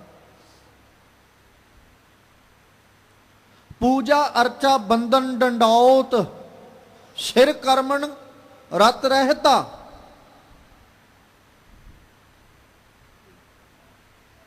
ਹਉ ਹਉ ਕਰਤ ਬੰਧਨ ਮੈਂ ਭਰਿਆ, ਨਹ ਮਿਲਿਆ ਇਹ ਜੁਗਤਾ। ਮਿਲਿਆ ਤੇ ਫੇਰ ਨਹੀਂ ਰੱਬ। ਪੂਜਾ ਅਰਚਾ ਬੰਧਨ ਡੰਡੌਤ, ਖਟ ਕਰਮਨ ਰਤ ਰਹਿਤਾ। ਬੜਾ ਕੁਛ ਕਰਦਾ ਰਿਹਾ, ਰੱਬ ਤੋਂ ਫੇਰ ਸਖਣਾ ਤੁਰਿਆ ਫਿਰੇ। ਫਿਰ ਸੁਭਾਵਿਕ ਜਿਹੀ ਗੱਲ ਹੈ ਵੀ ਅਜੇ ਮਨੁੱਖ ਨੂੰ ਕਰਮ ਕਰਨ ਦਾ ਤਰੀਕਾ ਨਹੀਂ ਆਇਆ। ਵੀ ਜੇ ਕੋਈ ਇਨਸਾਨ ਕਿਸੇ ਮੰਜ਼ਲ ਨੂੰ ਮਿੱਥ ਕੇ ਬੈਠਾ ਹੈ ਤੇ ਉਸ ਮੰਜ਼ਲ ਦੇ ਉੱਤੇ ਪਹੁੰਚਣ ਵਾਸਤੇ ਯਤਨ ਵੀ ਕਰ ਰਿਹਾ, ਜ਼ੋਰ ਵੀ ਲਾ ਰਿਹਾ, ਤਰੀਕੇ ਵੀ ਵਰਤ ਰਿਹਾ, ਮੰਜ਼ਲ ਤੇ ਫੇਰ ਨਾ ਪਹੁੰਚੇ, ਫਿਰ ਇਨਸਾਨ ਕੀ ਕਰਦਾ? ਇਹ ਤਾਂ ਨਹੀਂ ਕਹਿੰਦਾ ਵੀ ਮੰਜ਼ਲ ਗਲਤ ਹੈ, ਇਹ ਤਾਂ ਨਹੀਂ ਆਖਦਾ ਵੀ ਮੰਜ਼ਲ ਬਦਲ ਗਈ, ਨਹੀਂ। ਉਦੋਂ ਇਨਸਾਨ ਆਪਣੇ ਕਰਮਾਂ ਵੱਲ ਝਾਤ ਮਾਰਦਾ ਵੀ ਸ਼ਾਇਦ ਮੇਰਾ ਕੰਮ ਕਰਨ ਦਾ ਤਰੀਕਾ ਗਲਤ ਹੈ, ਇਸ ਕਰਕੇ ਮੈਨੂੰ ਅਜੇ ਤੱਕ ਮੰਜ਼ਲ ਨਹੀਂ ਮਿਲੀ। ਸੰਸਾਰਕ ਤੌਰ ਤੇ ਇਨਸਾਨ ਕਿੰਨਾ ਸੁਚੇਤ ਹੈ ਵੀ ਜੇ ਕਿਸੇ ਥਾਂ ਨੂੰ ਮਿੱਥ ਕੇ ਉਹਦੇ ਵੱਲ ਜਾਂਦਾ ਵੀ ਹੈ, ਸਾਰਾ ਦਿਨ ਤੁਰਿਆ ਜਾਏ, ਸ਼ਾਮਾਂ ਤੱਕ ਉੱਥੇ ਨਾ ਪਹੁੰਚੇ, ਫਿਰ ਸ਼ਾਮ ਪੈਣ ਦੇ ਉੱਤੇ ਸੋਚਦਾ ਕਿਤੇ ਰਾਹ ਤਾਂ ਨਹੀਂ ਗਲਤ ਆ ਗਿਆ। ਪਰ ਕਦੇ ਇਹ ਨਹੀਂ ਸੋਚਿਆ ਵੀ ਸ਼ਾਇਦ ਮੰਜ਼ਲ ਬਦਲ ਗਈ ਹੋਵੇ, ਵੀ ਉਹ ਆਪਣੀ ਥਾਂ ਬਦਲ ਕੇ ਚਲੀ ਗਈ ਹੋਵੇ, ਨਹੀਂ, ਰਾਹ ਤੇ ਨਹੀਂ ਗਲਤ ਆ ਗਿਆ। ਜੇ ਸਾਰੀ ਜ਼ਿੰਦਗੀ ਰੱਬ ਨੂੰ ਖੋਜਦਿਆਂ ਲੱਭਦਿਆਂ ਲੰਘ ਜਾਏ ਤੇ ਬੰਦਾ ਇਹ ਕਿਉਂ ਨਹੀਂ ਸੋਚਦਾ ਵੀ ਮੈਂ ਕੰਮ ਤਾਂ ਨਹੀਂ ਗਲਤ ਕਰ ਰਿਹਾ, ਵੀ ਮੈਂ ਰੱਬ ਖੋਜ ਰਿਹਾ, ਵੀ ਜਿਹੜਾ ਕਰਮ ਮੈਂ ਰੱਬ ਨੂੰ ਖੋਜਣ ਵਾਸਤੇ ਕਰ ਰਿਹਾ ਉਹ ਕਰਮ ਠੀਕ ਹੈ। ਇਹ ਕਿਉਂ ਨਹੀਂ ਸੋਚਦੇ ਅਸੀਂ ਫਿਰ ਮੰਜ਼ਲ ਤਬਦੀਲ ਕਿਉਂ ਕਰ ਲੈ? ਫਿਰ ਅਸੀਂ ਰੱਬ ਹੋਰ ਕਿਸੇ ਪਾਸੇ ਨੂੰ ਲੱਭਣ ਤੁਰ ਜਾਂਦੇ। ਤੁਰਨਾ ਤੇ ਗਲਤ ਨਹੀਂ ਹੈ, ਰਸਤਾ ਗਲਤ ਹੈ। ਮੰਜ਼ਲ ਸੀ ਮਿੱਥੀ ਹੈ, ਇਨਸਾਨ ਤੁਰਿਆ ਜਾਂਦਾ ਹੈ। ਹੁਣ ਇਹ ਥੋੜੀ ਵੀ ਜੇ ਮੰਜ਼ਲ ਤੇ ਨਾ ਪਹੁੰਚੇ ਤੇ ਬੰਦਾ ਕਹੇ ਹੁਣ ਮੈਂ ਤੁਰਨਾ ਹੀ ਕੋਈ ਨਹੀਂ, ਮੰਜ਼ਲ ਆਪੇ ਮਿਲ ਜੇਗੀ ਆਪੇ, ਨਹੀਂ। ਰਸਤਾ ਬਦਲਣਾ ਪੈਂਦਾ, ਰਾਹ ਬਦਲ ਕੇ ਫਿਰ ਤੁਰਨਾ ਪੈਂਦਾ, ਫਿਰ ਮੰਜ਼ਲ ਮਿਲਦੀ ਹੈ। ਤੇ ਇਨਸਾਨੀ ਬਿਰਤੀ ਧਰਮ ਦੀ ਦੁਨੀਆ ਵਿੱਚ ਐਸੀ ਬਣ ਚੁੱਕੀ, ਪਹਿਲੋਂ ਤੇ ਇਹੀ ਮੰਨਣ ਲਈ ਤਿਆਰ ਨਹੀਂ ਹੈ ਵੀ ਰਾਹ ਗਲਤ ਹੈ, ਪਹਿਲੋਂ ਤੇ ਇਹੀ ਮੰਨਣ ਨੂੰ ਤਿਆਰ ਨਹੀਂ। ਜੇ ਕਿਤੇ ਕੋਈ ਕਹਿ ਦੇ ਵੀ ਸੱਜਣਾ ਤੇਰਾ ਰਾਹ ਠੀਕ ਨਹੀਂ, ਤੂੰ ਰਸਤਾ ਠੀਕ ਕਰ, ਪਹਿਲੋਂ ਤੇ ਉੱਥੇ ਹੀ ਝਗੜਾ ਪੈ ਜਾਂਦਾ ਵੀ ਤੂੰ ਕੌਣ ਹੁੰਦਾ ਮੈਨੂੰ ਰਾਹ ਦੱਸਣ ਵਾਲਾ। ਫਿਰ ਮੰਨ ਲਿਆ ਵੀ ਰਾਹ ਗਲਤ ਹੈ, ਹੁਣ ਰਸਤਾ ਬਦਲ ਕੇ ਚੱਲਣ ਦੀ ਬਜਾਏ ਕਹਿੰਦਾ ਆਪਾਂ ਤੁਰਨਾ ਹੀ ਕੋਈ ਨਹੀਂ, ਮਿਲਣਾ ਹੋਇਆ ਤੇ ਆਪੇ ਮਿਲ ਜੇਗਾ। ਸਜਣਾ ਚੱਲਣਾ ਤੇ ਪੈਣਾ ਹੀ ਹੈ। ਰੱਬ ਨੂੰ ਜੇ ਪਹਿਲੋਂ ਖੋਜਣ ਵਾਸਤੇ ਤੂੰ ਕੋਸ਼ਿਸ਼ਾਂ ਕਰ ਰਿਹਾ ਸੀ, ਹੁਣ ਤੈਨੂੰ ਪਤਾ ਲੱਗ ਗਿਆ ਵੀ ਤੇਰਾ ਰਾਹ ਗਲਤ ਹੈ, ਤੇਰਾ ਰਸਤਾ ਠੀਕ ਨਹੀਂ, ਤੂੰ ਰਾਹ ਤਬਦੀਲ ਕਰਕੇ ਕੋਸ਼ਿਸ਼ ਫਿਰ ਕਰ। ਚਾਹੀਦਾ ਤੇ ਇਹ ਸੀ, ਪਰ ਇਹਨੇ ਰਾਹ ਵੀ ਨਹੀਂ ਬਦਲਿਆ। ਰਾਹ ਬਦਲ ਕੇ ਕੋਸ਼ਿਸ਼ ਤੇ ਕੀ ਕਰਨੀ ਸੀ, ਬਹਿ ਹੀ ਗਿਆ ਵੀ ਆਪਣੇ ਤੋਂ ਨਹੀਂ ਹੁੰਦਾ ਕਰਮ, ਤੇ ਧਰਮ ਤੋਂ ਪਾਸੇ ਹੋ ਜਾਂਦਾ ਹੈ, ਮੁਨਕਰ ਹੋ ਜਾਂਦਾ ਹੈ। ਤੇ ਸਤਿਗੁਰੂ ਜੀ ਅੱਜ ਕਹਿੰਦੇ ਵੀ ਜਿੰਨੇ ਵੀ ਕਰ, ਵੇਖੋ ਧਰਮ ਦਾ ਕਰਮ ਕੋਈ ਮਾੜਾ ਨਹੀਂ, ਤੀਰਥ ਉੱਤੇ ਜਾਣਾ ਮਾੜਾ ਨਹੀਂ ਹੈ, ਪੂਜਾ ਕਰਨੀ ਮਾੜੀ ਨਹੀਂ ਹੈ, ਧਰਮ ਦਾ ਪਹਿਰਾਵਾ ਪਾਉਣਾ ਮਾੜਾ ਨਹੀਂ ਹੈ, ਆਪਣੀ ਕਾਇਆ ਨੂੰ ਸਾਫ਼ ਸੁਥਰਿਆਂ ਰੱਖਣਾ ਮਾੜਾ ਨਹੀਂ ਹੈ, ਆਪਣੇ ਜੀਵਨ ਦੇ ਅੰਦਰ ਧਾਰਮਿਕ ਗ੍ਰੰਥਾਂ ਦਾ ਗਿਆਨ ਹਾਸਲ ਕਰਨਾ ਮਾੜਾ ਨਹੀਂ। ਕਿਹੜੀ ਚੀਜ਼ ਮਾੜੀ ਹੈ? ਕੋਈ ਵੀ ਨਹੀਂ। ਜੇ ਕੋਈ ਬੰਦਾ ਧਾਰਮਿਕ ਗ੍ਰੰਥਾਂ ਦਾ ਗਿਆਨ ਰੱਖਦਾ ਹੈ, ਅਸੀਂ ਉਹਨੂੰ ਕੀ ਕਵਾਂਗੇ ਵੀ ਤੂੰ ਮਾੜਾ ਹੈ? ਨਹੀਂ, ਬੜਾ ਚੰਗੀ ਗੱਲ ਹੈ। ਆਪਾਂ ਆਮ ਤੌਰ ਤੇ ਕਹਿੰਦੇ ਆ ਨਾ ਵੀ ਬੰਦਾ ਜਿੱਥੇ ਸੰਸਾਰਿਕ ਵਿਦਿਆ ਨੂੰ ਹਾਸਲ ਕਰਦਾ ਹੈ ਉੱਥੇ ਧਰਮ ਦੀ ਵਿਦਿਆ ਵੀ ਪੜ੍ਹੇ, ਧਾਰਮਿਕ ਗ੍ਰੰਥ ਵੀ ਪੜ੍ਹੇ। ਤੇ ਜਿਹੜਾ ਬੰਦਾ ਧਾਰਮਿਕ ਗ੍ਰੰਥ ਯਾਦ ਕਰਕੇ ਬੈਠਾ ਹੈ, ਅਸੀਂ ਉਹਨੂੰ ਮਾੜਾ ਕਿਵੇਂ ਕਹਿ ਦਾਂਗੇ? ਇੱਕ ਪਾਸੇ ਅਸੀਂ ਕਹਿੰਦੇ ਆ ਵੀ ਸਾਨੂੰ ਰੱਬ ਜੀ ਅੱਗੇ ਅਰਜ਼ੋਈਆਂ ਕਰਨੀਆਂ ਚਾਹੀਦੀਆਂ ਨੇ, ਜਾਚਨਾ ਕਰਨੀ ਚਾਹੀਦੀ ਹੈ, ਤੇ ਜਿਹੜਾ ਬੰਦਾ ਪੂਜਾ ਕਰ ਰਿਹਾ ਹੈ ਅਸੀਂ ਉਹਨੂੰ ਕਿਵੇਂ ਕਹਿ ਦਾਂਗੇ ਵੀ ਤੂੰ ਗਲਤ ਕੰਮ ਕਰਦਾ ਹੈ? ਬੜੀ ਚੰਗੀ ਗੱਲ ਹੈ। ਜਾਂ ਇੱਕ ਪਾਸੇ ਅਸੀਂ ਕਹਿੰਦੇ ਜੀ ਸਾਨੂੰ ਧਰਮੀ ਬਣ ਕੇ ਰਹਿਣਾ ਚਾਹੀਦਾ, ਲਿਬਾਸ ਸਾਡਾ ਧਰਮ ਦਾ ਹੋਣਾ ਚਾਹੀਦਾ ਹੈ, ਤੇ ਜੇ ਬੰਦਾ ਸਰੀਰ ਉੱਤੇ ਧਰਮ ਦਾ ਲਿਬਾਸ ਪਾ ਲਏ ਅਸੀਂ ਉਹਨੂੰ ਕਿਵੇਂ ਕਹਿ ਦਈਏ ਵੀ ਤੂੰ ਮਾੜਾ ਕੰਮ ਕੀਤਾ? ਬੜਾ ਚੰਗਾ ਕੰਮ ਕੀਤਾ, ਧਰਮ ਦਾ ਲਿਬਾਸ ਪਾਇਆ। ਤੀਰਥ ਉੱਤੇ ਗਿਆ, ਜਾ ਕੇ ਇਸ਼ਨਾਨ ਕੀ, ਮਾੜੀ ਥਾਂ ਤੇ ਨਹੀਂ ਗਿਆ ਤੇ ਚੰਗੀ ਥਾਂ ਤੇ ਹੀ ਹੈ। ਤੀਰਥ ਉੱਤੇ ਜਾਣਾ ਮਾੜਾ ਤੇ ਨਹੀਂ, ਬੜੀ ਚੰਗੀ ਗੱਲ ਹੈ, ਤੀਰਥ ਤੇ ਗਿਆ ਹੈ। ਕਰਮ ਤੇ ਕੋਈ ਵੀ ਮਾੜਾ ਨਹੀਂ ਹੈ। ਆਪਣੀ ਕਾਇਆ ਨੂੰ ਸਾਫ਼ ਰੱਖਣਾ, ਅਸੀਂ ਖੁਦ ਕਹਿੰਦੇ ਆ ਵੀ ਸਾਨੂੰ ਸਾਡਾ ਸਰੀਰ ਸਾਫ਼ ਸੁਥਰਾ ਰੱਖਣਾ ਚਾਹੀਦਾ ਹੈ, ਆਪਣੇ ਸਰੀਰ ਦਾ ਖਿਆਲ, ਕਾਇਆ ਦਾ ਧਿਆਨ ਰੱਖਣਾ ਚਾਹੀਦਾ ਹੈ। ਤੇ ਜਿਹੜਾ ਬੰਦਾ ਕਾਇਆ ਦਾ ਖਿਆਲ ਰੱਖਦਾ ਹੋਇਆ, ਕਾਇਆ ਦੀ ਸਾਫ਼ ਸਫਾਈ ਦਾ ਖਿਆਲ ਰੱਖਦਾ ਹੈ, ਅਸੀਂ ਕਿਵੇਂ ਕਹਿ ਦਈਏ ਵੀ ਮਾੜਾ ਹੈ? ਮਾੜਾ ਕਰਮ ਤੇ ਕੋਈ ਵੀ ਨਹੀਂ। ਸਾਰੇ ਹੀ ਕਰਮ ਭਲੇ ਨੇ, ਪਰ ਸਾਹਿਬ ਕਹਿੰਦੇ ਵੀ ਆਪਣੇ ਮਨ ਵਿੱਚ ਇਸ ਗੱਲ ਦਾ ਭੁਲੇਖਾ ਰੱਖਣਾ ਵੀ ਚੰਗਾ ਨਹੀਂ ਕਿ ਮੈਂ ਤੀਰਥ ਉੱਤੇ ਜਾ ਕੇ ਨਹਾ ਆਇਆ ਤੇ ਮੇਰਾ ਮਨ ਸ਼ਾਂਤ ਹੋ ਜਾਏਗਾ। ਨਹੀਂ, ਮੈਂ ਧਾਰਮਿਕ ਗ੍ਰੰਥ ਯਾਦ ਕਰ ਲਿਆ ਤੇ ਮੇਰਾ ਮਨ ਟਿਕ ਜਾਏਗਾ। ਨਹੀਂ, ਮੈਂ ਸਰੀਰ ਉੱਤੇ ਧਰਮ ਦਾ ਲਿਬਾਸ ਪਾ ਲਿਆ, ਧਰਮੀ ਪਹਿਰਾਵਾ ਪਾ ਲਿਆ, ਮੇਰੇ ਮਨ ਨੂੰ ਸਕੂਨ ਮਿਲ ਜਾਏਗਾ। ਨਹੀਂ, ਇਹ ਵੀ ਚੰਗਾ ਨਹੀਂ ਹੈ। ਕਰਮ ਮਾੜੇ ਨਹੀਂ, ਪਰ ਉਹਨਾਂ ਕਰਮਾਂ ਦੇ ਆਧਾਰ ਉੱਤੇ ਆਪਣੇ ਜੀਵਨ ਵਿੱਚ ਇਹ ਭਰਮ ਪਾਲ ਲੈਣਾ ਕਿ ਮਨ ਨੂੰ ਸ਼ਾਂਤੀ ਏਦਾਂ ਮਿਲਦੀ ਹੈ, ਇਹ ਵੀ ਭਲਾ ਨਹੀਂ ਹੈ, ਇਹ ਠੀਕ ਨਹੀਂ ਹੈ। ਸਤਿਗੁਰੂ ਜੀ ਨੇ ਆਖਿਆ ਵੀ ਜਿੰਨੇ ਵੀ ਕਰਮ ਇਨਸਾਨ ਕਰ ਰਿਹਾ ਹੈ, ਇਹਨਾਂ ਕਰਮਾਂ ਦੇ ਆਧਾਰ ਉੱਤੇ ਕਦੇ ਵੀ ਮਨ ਨੂੰ ਸ਼ਾਂਤੀ ਤੇ ਮਨ ਨੂੰ ਸਕੂਨ ਨਹੀਂ ਮਿਲਦਾ। ਅਨਕ ਬਰਖ ਕੀਏ ਜਪ ਤਪਾ, ਗਵਨ ਕੀਆ ਧਰਤੀ ਪਰਮਾਤਾ। ਇਕ ਖਿਨ ਹਿਰਦੈ ਸ਼ਾਂਤ ਨਾ ਆਵੈ, ਜੋਗੀ ਬਹੁੜ ਬਹੁੜ ਉਠ ਤਾਵੈ ਜਿਉ।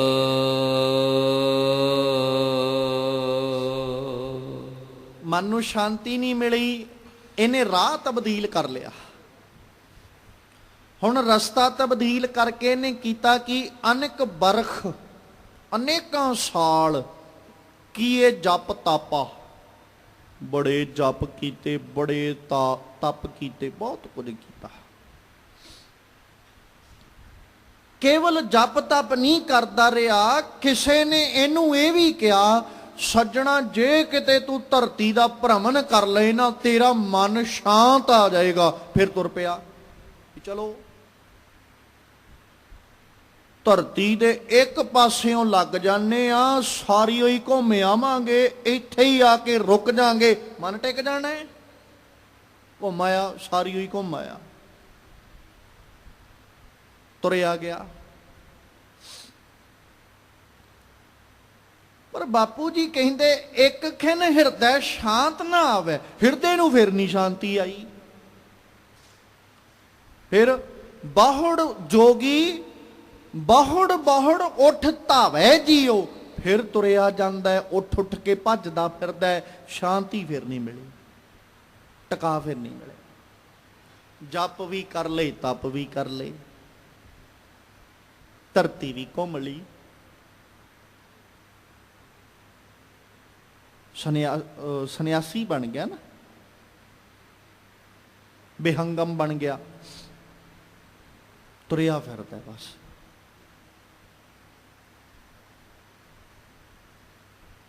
ਰੱਬ ਨੂੰ ਖੋਜਣ ਵਾਸਤੇ ਤੁਰਿਆ ਜਾਂਦਾ ਹੈ। ਜਪ ਕਰਦਾ ਹੈ ਮਿੱਥ ਮਿੱਥ ਕੇ ਵੀ ਇੰਨੇ ਜਾਪ ਕਰਾਂਗਾ, ਇੰਨੇ ਤਪ ਕਰਾਂਗਾ, ਸ਼ਾਂਤੀ ਮਿਲ ਜਾਣੀ, ਸਕੂਨ ਮਿਲ ਜਾਣਾ। ਜਪ ਕਰਨਾ ਮਾੜੀ ਗੱਲ ਨਹੀਂ, ਚਾਹੇ ਕੋਈ ਮਿੱਥ ਕੇ ਹੀ ਕਰ ਰਿਹਾ ਹੈ, ਮਾੜੀ ਗੱਲ ਨਹੀਂ ਹੈ। ਤਪ ਕਰਨਾ ਵੀ ਮਾੜਾ ਨਹੀਂ।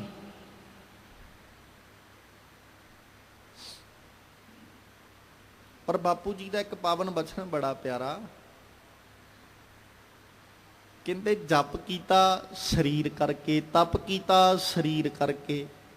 ਬਾਬਾ ਕਬੀਰ ਸਾਹਿਬ ਕਹਿੰਦੇ ਕਬੀਰ ਮਨ ਮੁੰਡਿਆ ਨਹੀਂ, ਕੇਸ ਮੁੰਡਾਏ ਕਾਏ।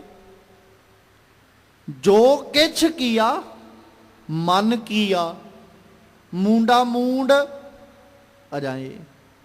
ਇਹ ਕੰਮ ਸਾਰੇ ਮਨ ਕਰੀ ਜਾਂਦਾ, ਸਰੀਰ ਨੂੰ ਐਵੇਂ ਕਸ਼ਟ ਦੇਈ ਜਾਂਦਾ। ਇਹ ਤੇ ਉਹ ਗੱਲ ਹੈ ਵੀ ਗਲਤੀ ਇੱਕ ਕਰੇ ਮਾਰ ਦੂਜੇ ਨੂੰ ਪੈ ਜੇ।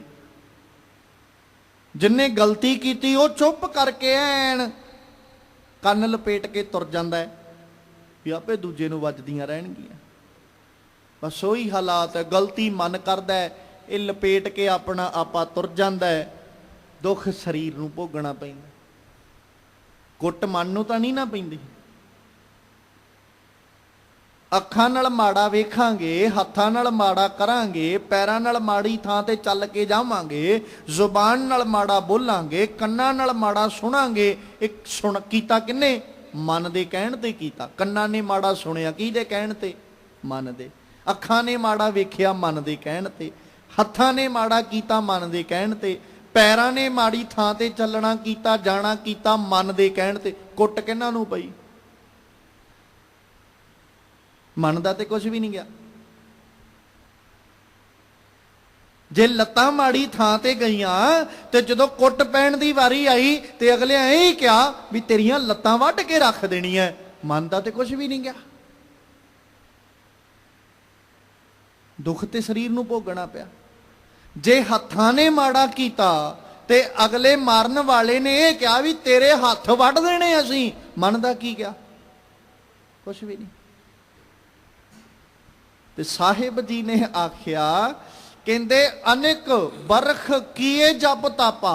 ਜਪ ਤੇ ਤਪ ਕੀਤਾ ਮਾੜੀ ਗੱਲ ਨਹੀਂ, ਪਰ ਅਫਸੋਸ ਇਸ ਗੱਲ ਦਾ ਵੀ ਕੱਲਾ ਸਰੀਰ ਕਰਕੇ ਹੀ ਕਰੀ ਜਾਂਦਾ ਹੈ, ਮਨ ਨੇ ਤੇਰੇ ਤੱਕ ਜਾਪ ਨਹੀਂ ਕੀਤਾ। ਬਾਪੂ ਜੀ ਨੂੰ ਬਾਣੀ ਚ ਬਾਪੂ ਜੀ ਦੀ ਬਾਣੀ ਪੜੋ।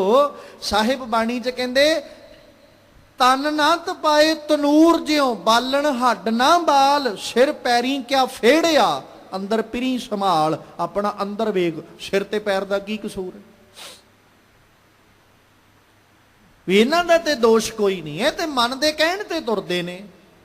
ਤੇ ਜੇ ਤੇਰਾ ਮਨ ਹੀ ਪਿਰੀ ਨੂੰ ਸੰਭਾਲਣ ਵਾਸਤੇ, ਰੱਬ ਜੀ ਨੂੰ ਚੇਤੇ ਕਰਨ ਵਾਸਤੇ ਤਿਆਰ ਨਹੀਂ ਹੈ, ਸਿਰ ਤੇ ਪੈਰ ਦਾ ਕੀ ਕਸੂਰ? ਐਵੇਂ ਇਹਨਾਂ ਨੂੰ ਸਾੜੀ ਜਾਂਦਾ।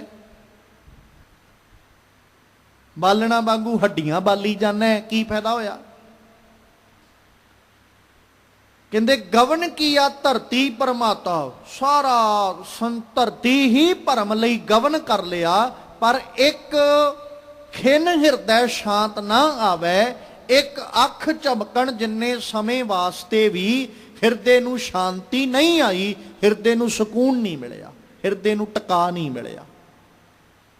ਇੱਕ ਖਿਨ ਸ਼ਾਂਤ ਨਾ ਆਵੇ, ਜੋਗੀ ਬਹੁੜ ਬਹੁੜ ਉੱਠ ਧਾਵੈ ਜੀਓ। ਜੋਗੀ ਫੇਰ ਉੱਠ ਕੇ ਤੁਰ ਪੈਂਦਾ। ਬਹੁੜ ਬਹੁੜ ਉੱਠ ਕੇ ਧਾਉਣ ਤੋਂ ਭਾਵ ਵੀ ਸਕੂਨ ਨਹੀਂ ਮਿਲਿਆ, ਮਨ ਟਿਕਿਆ ਨਹੀਂ, ਮਨ ਫੇਰ ਉੱਠ ਕੇ ਦੌੜ ਪੈਂਦਾ। ਤਪ ਕਰਨ ਤੋਂ ਬਾਅਦ ਵਿੱਚ ਵੀ ਮਨ ਭੱਜ ਲੈਂਦਾ ਹੈ। ਜਪ ਕਰਨ ਤੋਂ ਬਾਅਦ ਵਿੱਚ ਵੀ ਮਨ ਦੌੜ ਪੈਂਦਾ ਹੈ। ਫਿਰ ਧਰਤੀ ਭਰਮਣ ਤੋਂ ਬਾਅਦ ਵਿੱਚ ਵੀ ਮਨ ਦੌੜ ਪੈਂਦਾ ਹੈ। ਮਨ ਅਜੇ ਵੀ ਨਹੀਂ ਟਿਕਿਆ, ਮਨ ਨੂੰ ਸਕੂਨ ਅਜੇ ਵੀ ਨਹੀਂ ਮਿਲਿਆ, ਅਜੇ ਵੀ ਪਰਮੇਸ਼ਵਰ ਦਾ ਮਿਲਾਪ ਨਹੀਂ ਹੋਇਆ। ਕਰ ਕਿਰਪਾ ਮੋਹਿ ਸਾਧ ਮਿਲਾਇਆ, ਮਨ ਤਨ ਸ਼ੀਤਲ ਧੀਰਜ ਪਾਇਆ। ਪ੍ਰਭ ਅਬਿਨਾਸੀ ਬਸਿਆ ਘਟ ਭੀਤਰ, ਹਰ ਮੰਗਲ ਨਾਨਕ ਗਾਵੇ ਜੀਓ।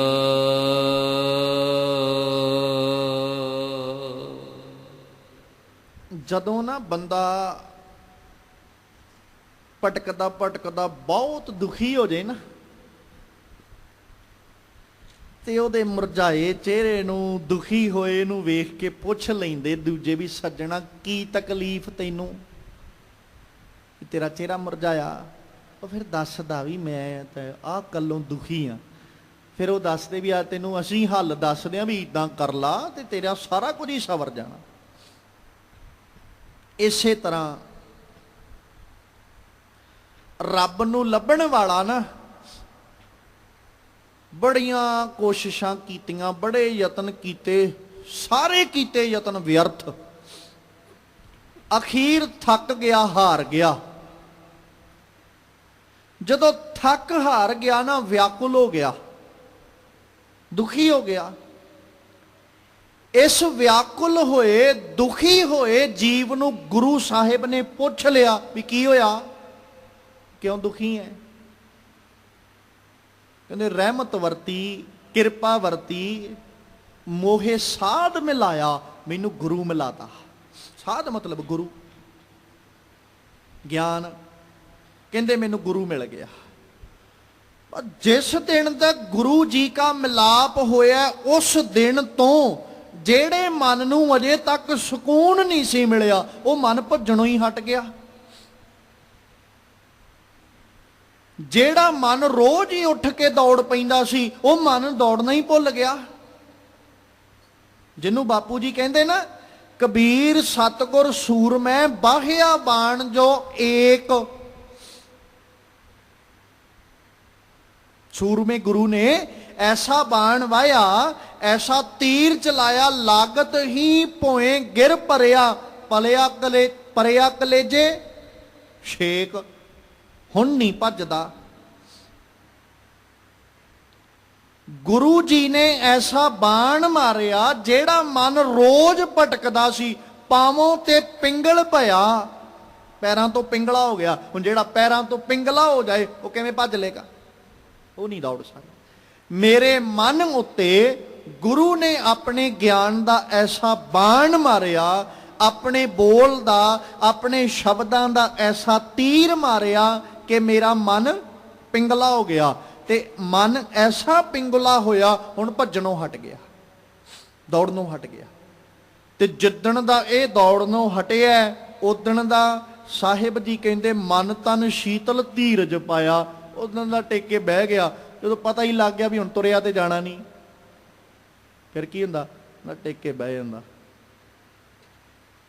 ਜਿਵੇਂ ਆਪਾਂ ਸੰਸਾਰਕ ਤੌਰ ਤੇ ਵੀ ਵੇਖੀਏ, ਇੱਕ ਬੰਦਾ ਆਪਣੇ ਪੈਰਾਂ ਨੂੰ ਨਾ ਲੱਤਾਂ ਦੇ ਸਹਾਰੇ ਭੱਜਿਆ ਹੀ ਫਿਰਦਾ, ਦੌੜਿਆ ਹੀ ਫਿਰਦਾ। ਕਈ ਵਾਰ ਤੇ ਵੇਖਣ ਵਾਲਾ ਸਹਿਜ ਸੁਭਾਅ ਕਹਿ ਵੀ ਤੇਰੇ ਪੈਰਾਂ ਥੱਲੇ ਚੱਕਰ ਹੈ, ਵੀ ਸਾਰਾ ਦਿਨ ਭੱਜਿਆ ਹੀ ਫਿਰਦਾ ਹੈ। ਤੇ ਜੇ ਕਿਤੇ ਮੰਨ ਲਓ ਕਿਸੇ ਕਾਰਨ ਕਰਕੇ, ਕੋਈ ਦੁੱਖ ਤਕਲੀਫ ਕਰਕੇ ਪੈਰ ਨੂੰ ਜਾਂ ਲੱਤ ਨੂੰ ਕੋਈ ਮੁਸ਼ਕਲ ਆ ਜਾਏ, ਫਿਰ ਉਹ ਬੇਵੱਸ ਹੋਇਆ ਟੇਕ ਕੇ ਬਹਿ ਜਾਂਦਾ। ਫਿਰ ਜਿਹੜਾ ਉਹਨੂੰ ਕਹਿੰਦਾ ਸੀ ਨਾ ਵੀ ਤੇਰੇ ਪੈਰਾਂ ਥੱਲੇ ਚੱਕਰ ਹੈ, ਉਹ ਵੀ ਕਹਿ ਦਿੰਦਾ ਵੀ ਹੁਣ ਤੇ ਟੇਕ ਕੇ ਬੈਠੇਗਾ ਨਾ, ਵੀ ਹੁਣ ਸਬਰ ਆਏਗਾ ਤੈਨੂੰ। ਤੇ ਜਿਹੜਾ ਮਨ ਸਾਰਾ ਦਿਨ ਭਟਕਦਾ ਫਿਰਦਾ ਸੀ, ਸਾਰਾ ਦਿਨ ਭੱਜਦਾ ਫਿਰਦਾ ਸੀ, ਜਦੋਂ ਗੁਰੂ ਜੀ ਕੋਲ ਆਇਆ, ਗੁਰੂ ਜੀ ਨੇ ਐਸਾ ਬਾਣ ਮਾਰਿਆ, ਉਹ ਮਨ ਕਰਤਾ ਪੈਰਾਂ ਤੋਂ ਪਿੰਗਲਾ। ਹੁਣ ਮਨ ਬਹਿ ਗਿਆ ਟਿਕ। ਹੁਣ ਪਤਾ ਬੇਵੱਸ ਹੋ ਗਿਆ, ਭੱਜਿਆ ਤੇ ਜਾਣਾ ਨਹੀਂ, ਨਾ ਦੌੜਿਆ ਜਾਣਾ। ਹੁਣ ਟਿਕ ਕੇ ਬਹਿ ਗਿਆ। ਸ਼ੀਤਲਤਾ ਵੀ ਮਿਲ ਗਈ, ਧੀਰਜ ਵੀ ਮਿਲ ਗਿਆ, ਸਬਰ ਕਰ ਲਿਆ। ਹੁਣ ਮਨ ਨੂੰ ਟਿਕਾ ਮਿਲ ਗਿਆ। ਤੇ ਫਿਰ ਜਦੋਂ ਮਨ ਨੂੰ ਟਿਕਾ ਮਿਲਿਆ ਨਾ, ਭੱਜਦਾ ਫਿਰਦਾ ਸੀ, ਕਦੇ ਘਰੇ ਟਿਕਿਆ ਹੀ ਨਹੀਂ ਸੀ, ਕਦੇ ਬੈਠਾ ਹੀ ਨਹੀਂ ਸੀ ਘਰੇ। ਘਰੇ ਬੈਠਾ ਹੁੰਦਾ ਤੇ ਪਤਾ ਹੁੰਦਾ ਨਾ ਘਰ ਵਿੱਚ ਕੀ ਕੁਝ ਪਿਆ, ਕਿਸ ਚੀਜ਼ ਦੀ ਲੋੜ ਹੈ, ਕਿਹਦੀ ਕਮੀ ਹੈ। ਜਿਹੜਾ ਕਦੇ ਘਰੇ ਬੈਠਾ ਹੀ ਨਹੀਂ, ਉਹਨੂੰ ਕੀ ਪਤਾ ਸਾਡੇ ਘਰ 'ਚ ਕੀ ਤੇ ਕੀ ਨਹੀਂ। ਮਨ ਜਦੋਂ ਪਿੰਗਲਾ ਹੋ ਗਿਆ, ਟਿਕ ਗਿਆ ਘਰੇ, ਹੁਣ ਲੱਤਾਂ ਪਤਾ ਵੀ ਆਈ ਨਹੀਂ, ਬਹਿ ਗਿਆ। ਹੁਣ ਘਰ ਫਰੋਲਿਆ, ਹੁਣ ਮਨ ਨੇ ਘਰ ਫਰੋਲਿਆ। ਜਦੋਂ ਘਰ ਫਰੋਲਿਆ, ਪ੍ਰਭ ਅਬਿਨਾਸੀ ਬਸਿਆ ਘਟ ਅੰਤਰ, ਦਿਸਿਆ ਵੀ ਮੈਂ ਜਿਹਨੂੰ ਅਜੇ ਤੱਕ ਬਾਹਰੋਂ ਲੱਭਦਾ ਫਿਰਦਾ, ਉਹ ਤੇ ਅੰਦਰ ਹੀ ਬੈਠਾ ਹੈ। ਫਿਰ ਮਨ ਸੋਚਦਾ ਵੀ ਐਵੇਂ ਮੂਰਖ ਹੋਇਆ, ਬਾਹਰ ਭੱਜਿਆ ਫਿਰਿਆ, ਉਹ ਅਬਿਨਾਸ਼ੀ ਪਰਮੇਸ਼ਵਰ ਤੇ ਅੰਦਰ ਬੈਠਾ ਹੈ। ਹਰ ਮੰਗਲ ਨਾਨਕ ਗਾਵੇ ਜੀਓ, ਮਨ ਭਾਵੇਂ ਉਦੋਂ ਪਿੰਗਲਾ ਹੋ ਚੁੱਕਾ ਹੈ, ਪਰ ਸਾਹਿਬ ਕਹਿੰਦੇ ਜਦੋਂ ਪਰਮੇਸ਼ਵਰ ਮਿਲ ਜਾਂਦਾ ਨਾ ਘਰ ਦੇ ਵਿੱਚੋਂ, ਉਹੀ ਮਨ ਖੁਸ਼ੀ ਦੇ ਗੀਤ ਗਾਉਂਦਾ ਵੀ ਮੇਰਾ ਪਰਮੇਸ਼ਵਰ ਮੈਨੂੰ ਮਿਲ ਗਿਆ, ਮੈਂ ਅੱਜ ਤੱਕ ਇਹਨੂੰ ਲੱਭ ਰਿਹਾ ਸਾਂ, ਅੱਜ ਤੱਕ ਮੈਂ ਖੋਜ ਰਿਹਾ ਸਾਂ, ਅੱਜ ਤੱਕ ਮੈਂ ਯਤਨ ਕਰ ਰਿਹਾ ਸਾਂ ਕਿ ਪਰਮੇਸ਼ਵਰ ਜਾਵੇ ਮਿਲ, ਰੱਬੀ ਮਿਲਾਪ ਹੋ ਜਾਏ। ਰੱਬੀ ਮਿਲਾਪ ਲਈ ਯਤਨ ਬਹੁਤ ਕੀਤੇ, ਬਹੁਤ ਕੋਸ਼ਿਸ਼ਾਂ ਕੀਤੀਆਂ। ਇਹ ਮਨ ਹੀ ਸੀ ਜਿਹਨੇ ਸਾਰਾ ਕੁਝ ਕੀਤਾ ਹੈ। ਖੋਜਤ ਖੋਜਤ ਦਰਸ਼ਨ ਚਾਹ ਕੇ, ਭਾਂਤ ਭਾਂਤ ਬਨ ਬਨ ਅਬਗਾ ਕੇ, ਇਹ ਮਨ ਦੇ ਹੀ ਕਰਮ ਨੇ, ਮਨ ਕਰ ਰਿਹਾ ਸੀ। ਮਨ ਹੀ ਖਟ ਸ਼ਾਸਤਰ ਵਿਚਰਤ ਮੁਖ ਗਿਆਨਾ, ਪੂਜਾ ਤਿਲਕ ਤੀਰਥ ਇਸ਼ਨਾਨ, ਸਾਰਾ ਕੁਝ ਮਨ ਕਰ ਰਿਹਾ। ਬੜਾ ਕੁਝ ਕੀਤਾ ਮਨ ਨੇ ਵੀ ਸ਼ਾਇਦ ਕਿਤੇ ਰੱਬ ਮਿਲ ਜਾਏ। ਫਿਰ ਸਾਹਿਬ ਜੀ ਕਹਿੰਦੇ ਇਹਨੇ ਜਪ ਤਪ ਬਹੁਤ ਕੁਝ ਕੀਤਾ, ਪਤਾ ਹੀ ਨਹੀਂ ਕਿੰਨੇ ਕੁ ਸਾਲ ਕਰਦਾ ਰਿਹਾ। ਅਖੀਰ ਖੇਡ ਕਦੋਂ ਬਣੀ? ਜਦੋਂ ਗੁਰੂ ਮਿਲਿਆ,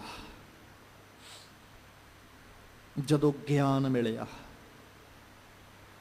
ਵਿਆਕੁਲ ਹੋਏ ਨੂੰ ਵੇਖ ਕੇ ਗੁਰੂ ਨੇ ਤਰਸ ਕੀਤਾ। ਉਹਨੇ ਤਰਸ ਦੇ ਘਰ ਵਿੱਚ ਆ ਕੇ ਇਹਨੂੰ ਕਿਹਾ, ਸੱਜਣਾ ਇੱਕ ਹੁਣ ਅਰਜ਼ ਮੇਰੀ ਵੀ ਹੈ, ਤੂੰ ਇਹ ਮੰਨ, ਅੱਜ ਤੱਕ ਆਪਣੀ ਮਰਜ਼ੀ ਕਰ ਲਈ, ਹੁਣ ਆਪਣੀ ਮਰਜ਼ੀ ਛੱਡ ਦੇ, ਹੁਣ ਮੇਰੀ ਮੰਨ। ਜਦੋਂ ਬੰਦਾ ਬਿਲਕੁਲ ਵਿਆਕੁਲ ਹੋ ਜਾਂਦਾ ਨਾ, ਪਤਾ ਵੀ ਹੁਣ ਆਪਣੀ ਤੇ ਕਿਸੇ ਪਾਸੋਂ ਦਾਲ ਗਲੀ ਨਹੀਂ, ਆਪਣਾ ਤੇ ਕਿਸੇ ਪਾਸੋਂ ਕਰਮ ਬਣਿਆ ਨਹੀਂ। ਹੁਣ ਜਿਹੜਾ ਕੋਈ ਸਲਾਹ ਦਿੰਦਾ ਉਹ ਮੰਨ ਕੇ ਵੇਖ ਲਓ, ਹੁਣ ਇਦੋਂ ਬਿਨਾਂ ਕੀ ਹੋ ਸਕਦਾ। ਗੁਰੂ ਨੇ ਫਿਰ ਮਸ਼ਵਰਾ ਦਿੱਤਾ, ਕਹਿੰਦੇ ਭਾਈ ਤੂੰ ਘਰੇ ਟਿਕ ਜਾ, ਬਾਹਰ ਤੇ ਤੂੰ ਬਹੁਤ ਯਤਨ ਕਰ ਲਏ, ਹੁਣ ਬਾਹਰ ਛੱਡ ਦੇ, ਸਾਰਾ ਕੁਝ ਤਿਆਗ ਦੇ, ਜੋ ਤੇਰੇ ਕੋਲ ਹੈ ਛੱਡ ਦੇ, ਜੋ ਯਤਨ ਤੂੰ ਕਰਦਾ ਸੀ ਉਹ ਵੀ ਤਿਆਗ ਦੇ, ਸਾਰਾ ਕੁਝ ਛੱਡ ਦੇ, ਘਰੇ ਟਿਕ ਜਾ। ਹੁਣ ਪਤਾ ਸੀ ਬੇਵੱਸ ਹੋਇਆ, ਲਾਚਾਰ ਆ, ਇਦੋਂ ਬਿਨਾ ਕਰ ਵੀ ਕੀ ਸਕਦਾ। ਗੁਰੂ ਦੀ ਸਿੱਖਿਆ ਨੂੰ ਲਿਆ ਮੰਨ, ਤੇ ਜਦੋਂ ਗੁਰੂ ਕੀ ਸਿੱਖਿਆ ਨੂੰ ਮੰਨਿਆ ਨਾ, ਮੰਨ ਕੇ ਮਨ ਘਰੇ ਟਿਕ ਗਿਆ।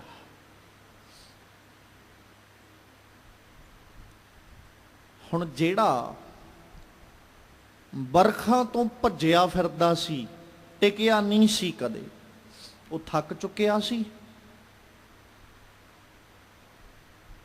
ਜਦੋਂ ਉਹਨੂੰ ਟਿਕਾ ਕੇ ਘਰੇ ਬਿਠਾਇਆ, ਕੀ ਮਿਲਿਆ? ਸਾਹ, ਰੈਸਟ ਮਿਲੀ। ਜਦੋਂ ਰੈਸਟ ਮਿਲੇਗੀ ਤੇ ਕੀ ਹੋਏਗਾ? ਸਕੂਨ ਮਿਲੇਗਾ। ਜਿਵੇਂ ਇਨਸਾਨ ਸਵੇਰ ਤੋਂ ਭੱਜਿਆ ਫਿਰਦਾ, ਸ਼ਾਮਾਂ ਤੱਕ ਦੌੜਿਆ, ਤੇ ਜਦੋਂ ਰੈਸਟ ਕਰਨ ਲਈ ਕਿਤੇ 2 ਘੜੀਆਂ ਲੇਟਦਾ ਨਾ, ਫਿਰ ਬੜਾ ਆਪਣੇ ਆਪ ਨੂੰ ਨਾ ਸਕੂਨ ਮਹਿਸੂਸ ਕਰਦਾ ਵੀ ਸ਼ੁਕਰ ਹੈ ਆ 2 ਘੜੀਆਂ ਕਿਤੇ ਰੈਸਟ ਨੂੰ ਵੀ ਮਿਲੀਆਂ। ਸਰੀਰ ਦੇ ਹਰ ਅੰਗ ਨੂੰ ਉਸ ਵਕਤ ਨਾ ਸਕੂਨ ਮਿਲਦਾ, ਲੱਤਾਂ ਨੂੰ, ਪੈਰਾਂ ਨੂੰ, ਮਾਈਂਡ ਉੱਪਰਲਾ ਸਟ੍ਰੈਸ ਜਿਹੜਾ ਸੀ ਉਹ ਹਰ ਪਾਸਿਓਂ ਸਕੂਨ ਮਿਲਿਆ, ਹਰ ਪਾਸਿਓਂ ਧੀਰਜ ਮਿਲਿਆ। ਤੇ ਜਿਹੜਾ ਮਨ ਸਾਲਾਂ ਤੋਂ ਭੱਜਿਆ ਫਿਰਦਾ, ਇਹ ਤੇ ਸਰੀਰ ਇੱਕ ਦਿਨ ਕਰਕੇ ਭੱਜਿਆ ਸੀ, ਤੇ ਸ਼ਾਮਾਂ ਨੂੰ ਥੱਕ ਗਿਆ, ਹਾਰ ਗਿਆ, ਟੁੱਟ ਗਿਆ, ਇਨਸਾਨ ਕਹਿੰਦਾ એનર્ਜੀ ਊਰਜਾ ਖਤਮ ਹੈ। ਤੇ ਜਿਹੜਾ ਮਨ ਕਈ ਵਰਖਾਂ ਤੋਂ ਕਈ ਸਾਲਾਂ ਤੋਂ ਭੱਜਿਆ ਫਿਰਦਾ, ਜਦੋਂ ਉਹ ਮਨ ਘਰੇ ਟਿਕੇਗਾ ਤੇ ਉਹਨੂੰ ਨਹੀਂ ਸਕੂਨ ਮਿਲੇਗਾ, ਉਹਨੂੰ ਵੀ ਤੇ ਸਬਰ ਮਿਲੇਗਾ ਵੀ ਸ਼ੁਕਰ ਹੈ ਮੈਨੂੰ ਵੀ ਸਾਹ ਆਇਆ, ਮੇਰੀ ਵੀ એનર્ਜੀ ਮੁੱਕ ਚੁੱਕੀ ਸੀ, ਮੈਨੂੰ ਵੀ ਸਕੂਨ ਸ਼ੀਤਲਤਾ ਮਿਲੀ ਹੈ। ਹੁਣ ਉਸੇ ਸ਼ੀਤਲਤਾ ਨੇ ਧੀਰਜ ਦੇਤਾ, ਸਬਰ ਦੇਤਾ ਵੀ ਟਿਕਿਆ ਰਹੋ, ਟਿਕਣ 'ਚ ਹੀ ਭਲਾ ਹੈ, ਟਿਕਣ ਵਿੱਚ ਹੀ ਲਾਭ ਹੈ। ਟਿਕ ਗਿਆ। ਸਾਹਿਬ ਕਹਿੰਦੇ ਹੁਣ ਟਿਕੇ ਹੋਏ ਨੇ। ਆਪਣੇ ਘਟ ਦੇ ਅੰਦਰ ਜਦੋਂ ਝਾਤ ਮਾਰੀ, ਆਪਣੇ ਹਿਰਦੇ ਵਿੱਚ ਝਾਤ ਮਾਰੀ, ਮਨ ਨੇ ਆਪਣਾ ਅੰਦਰ ਫਰੋਲਿਆ। ਸਾਹਿਬ ਜੀ ਆਖਦੇ ਉਹੀ ਪਰਮੇਸ਼ਵਰ ਪ੍ਰਭ ਅਬਿਨਾਸ਼ੀ ਬਸਿਆ ਘਟ ਭੀਤਰ, ਹਰ ਮੰਗਲ ਨਾਨਕ ਗਾਵੇ ਜੀਓ। ਕਹਿੰਦੇ ਖੁਸ਼ੀ ਦੇ ਗੀਤ ਹੁਣ ਮਨ ਨੇ ਗਾਉਣੇ ਸ਼ੁਰੂ ਕਰ ਲਏ, ਕਿਉਂਕਿ ਇਹਨੂੰ ਆਪਣੇ ਘਟ ਦੇ ਅੰਦਰ ਆਪਣੇ ਹਿਰਦੇ ਵਿੱਚ ਬੈਠਾ ਹੋਇਆ ਹੀ ਪਰਮੇਸ਼ਵਰ ਨਜ਼ਰੀ ਆਣ ਪਿਆ। ਬਸ ਖੇਡ ਇਹੋ ਹੈ, ਅਸੀਂ ਰੱਬ ਲੱਭ ਰਹੇ ਹਾਂ, ਰੱਬ ਲੱਭਣਾ ਨਹੀਂ। ਅਸੀਂ ਰੱਬ ਖੋਜ ਰਹੇ ਹਾਂ, ਰੱਬ ਖੋਜਣਾ ਨਹੀਂ ਹੈ। ਉਹ ਇਹ ਚੀਜ਼ਾਂ ਤੋਂ ਹੈ ਹੀ ਪਰੇ ਪਾਸੇ ਹੈ, ਨਾ ਤੇ ਉਹ ਖੋਜਿਆ ਲੱਭਣਾ, ਨਾ ਲੱਭਿਆ ਲੱਭਣਾ। ਜੋ ਮਰਜ਼ੀ ਯਤਨ ਕਰ ਲਈ ਅਸੀਂ, ਉਹ ਸਿਰਫ ਸਾਡੀ ਯਾਦ ਚੋਂ ਸਾਨੂੰ ਵਿਸਰਿਆ ਹੈ ਤੇ ਅਸੀਂ ਉਹਨੂੰ ਸਿਰਫ ਚੇਤੇ ਕਰਨਾ। ਉਹ ਸਾਨੂੰ ਸਿਰਫ ਵਿਸਰਿਆ, ਅਸੀਂ ਭੁੱਲੇ ਆ ਉਹਨੂੰ, ਉਹ ਸਾਨੂੰ ਨਹੀਂ ਭੁੱਲਿਆ, ਅਸੀਂ ਭੁੱਲੇ ਆ। ਤੇ ਅਸੀਂ ਭੁੱਲਿਆ ਹੋਇਆ ਜੀਵਾਂ ਨੇ ਉਹਨੂੰ ਚੇਤੇ ਕਰਨਾ ਹੈ। ਬਸ ਉਹ ਚੇਤੇ ਅਸੀਂ ਇੱਕ ਪਲ ਵਿੱਚ ਕਰ ਲਈਏ ਤਾਂ ਰੱਬੀ ਮੇਲ ਹੋ ਜਾਏਗਾ, ਉਹਨੂੰ ਚੇਤੇ ਅਸੀਂ 10 ਸਾਲਾਂ 'ਚ ਕਰ ਲਈਏ ਤਾਂ ਰੱਬੀ ਮੇਲ ਹੋ ਜਾਏਗਾ। ਉਹਨੂੰ ਭਾਵੇਂ ਸਾਰੀ ਜ਼ਿੰਦਗੀ ਚੇਤੇ ਨਾ ਕਰੀਏ ਤੇ ਅਸੀਂ ਰੱਬੀ ਮੇਲ ਤੋਂ ਸਖਣੇ ਰਵਾਂਗੇ। ਰੱਬੀ ਮਿਲਾਪ ਚਾਹੁੰਦੇ ਆ, ਰੱਬ ਨੂੰ ਮਿਲਣਾ ਹੈ, ਤੇ ਰੱਬ ਨੂੰ ਮਿਲਣ ਵਾਸਤੇ ਸਾਨੂੰ ਰੱਬ ਨੂੰ ਚੇਤੇ ਕਰਨਾ ਪਏਗਾ। ਉਦੋਂ ਬਿਨਾ ਉਹਦਾ ਮੇਲ ਨਹੀਂ ਹੋਣਾ। ਅਸੀਂ ਜੰਗਲ ਘੁੰਮ ਲਈਏ, ਅਸੀਂ ਜਿਹੜਾ ਮਰਜ਼ੀ ਤਰੀਕਾ ਢੰਗ ਵਰਤ ਲਈਏ, ਸਾਡਾ ਵਰਤਿਆ ਹਰ ਢੰਗ ਤਰੀਕਾ ਵਿਅਰਥ ਚਲਾ ਜਾਏਗਾ ਜੇ ਕਿਤੇ ਅਸੀਂ ਉਹਦੇ ਚਿੰਤਨ ਤੋਂ ਪਾਸੇ ਹਾਂ, ਉਹਨੂੰ ਯਾਦ ਕਰਨ ਤੋਂ ਪਾਸੇ ਹਾਂ, ਉਹਨੂੰ ਚੇਤੇ ਕਰਨ ਤੋਂ ਇਨਕਾਰੀ ਹਾਂ। ਜਿੰਨਾ ਚਿਰ ਅਸੀਂ ਚੇਤੇ ਕਰਨ ਤੋਂ ਇਨਕਾਰੀ ਹਾਂ, ਉਹਨਾਂ ਚਿਰ ਉਹ ਪਰਮੇਸ਼ਵਰ ਜੀ ਕੇ ਮਿਲਾਪ ਤੋਂ ਅਸੀਂ ਸਖਣੇ ਰਹਾਂਗੇ। ਇਸੇ ਕਰਕੇ ਸਤਿਗੁਰੂ ਜੀ ਨੇ ਬਾਣੀ ਵਿੱਚ ਜ਼ਿਕਰ ਕਰਦਿਆਂ ਸਾਨੂੰ ਸਮਝਾਇਆ ਕਿ ਜਦੋਂ ਗੁਰੂ ਮਿਲਿਆ, ਗੁਰੂ ਨੇ ਮੇਰਾ ਮਿਲਾਪ ਕਰਵਾਇਆ। ਜੈਸਾ ਸਤਿਗੁਰ ਸੁਣੀਂਦਾ ਤੈਸੋ ਹੀ ਮੈਂ ਡੀਠ, ਵਿਛੜਿਆ ਮੇਲੇ ਪ੍ਰਭੂ ਹਰ ਦਰਗਹ ਕਾ ਬਸੀਠ। ਹਰ ਨਾਮੋ ਮੰਤਰ ਦ੍ਰਿੜਾਏਂਦਾ, ਕੱਟੇ ਹਉਮੈ ਰੋਗ, ਨਾਨਕ ਸਤਿਗੁਰ ਤਿਨਾ ਮਿਲਾਇਆ, ਜਿਨ੍ਹਾਂ ਤੁਰਹੇ ਪਿਆ ਸੰਜੋਗ। ਉਹ ਪਰਮੇਸ਼ਵਰ ਫਿਰ ਗੁਰੂ ਆਪ ਬਖਸ਼ਿਸ਼ ਕਰਕੇ ਸਾਨੂੰ ਸਾਡਾ ਉਹਦੇ ਨਾਲ ਮਿਲਾਪ ਕਰਵਾਉਂਦਾ ਹੈ। ਇਸੇ ਕਰਕੇ ਸਾਹਿਬ ਜੀ ਸਤਿਗੁਰੂ ਪਾਤਸ਼ਾਹ ਤੋਂ ਬਾਰ-ਬਾਰ ਕੁਰਬਾਨ ਜਾਣ ਦੀ ਬਾਤ ਕਰਦੇ, ਤੇ ਆਪਾਂ ਵੀ ਆਪਣੇ ਗੁਰੂ ਪਾਤਸ਼ਾਹ ਤੋਂ ਨਿਤਾ ਪ੍ਰਤੀ ਕੁਰਬਾਨ ਜਾਈਏ, ਜਿਨ੍ਹਾਂ ਨੇ ਸਾਨੂੰ ਭੁੱਲਿਆਂ ਨੂੰ, ਭਟਕਿਆਂ ਨੂੰ ਸਿੱਧੇ ਮਾਰਗ ਤੇ ਪਾਉਣਾ ਹੈ। ਗੁਰ ਕਉ ਬਲ ਬਲ ਜਾਈਐ, ਐਸੇ ਗੁਰ ਕਉ ਬਲ ਬਲ ਜਾਈਐ। ਗੁਰ ਕਉ ਬਲ ਬਲ ਜਾਈਐ, ਐਸੇ ਗੁਰ ਕਉ ਬਲ ਬਲ ਜਾਈਐ।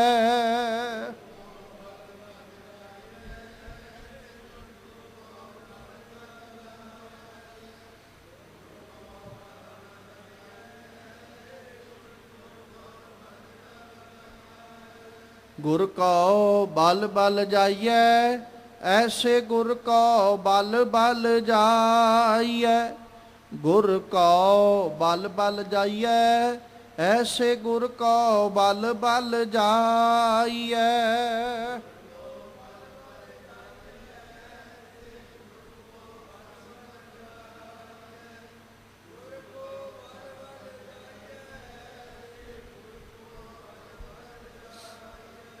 ਆਪ ਮੁਕਤ ਮੋਹਿ ਤਾਰੈ, ਆਪ ਮੁਕਤ ਮੋਹਿ ਤਾਰੈ।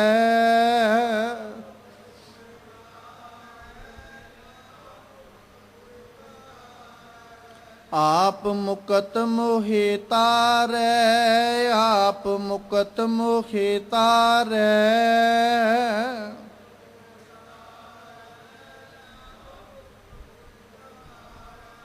ਗੁਰ ਕਉ ਬਲ ਬਲ ਜਾਈਐ, ਐਸੇ ਗੁਰ ਕਉ ਬਲ ਬਲ ਜਾਈਐ।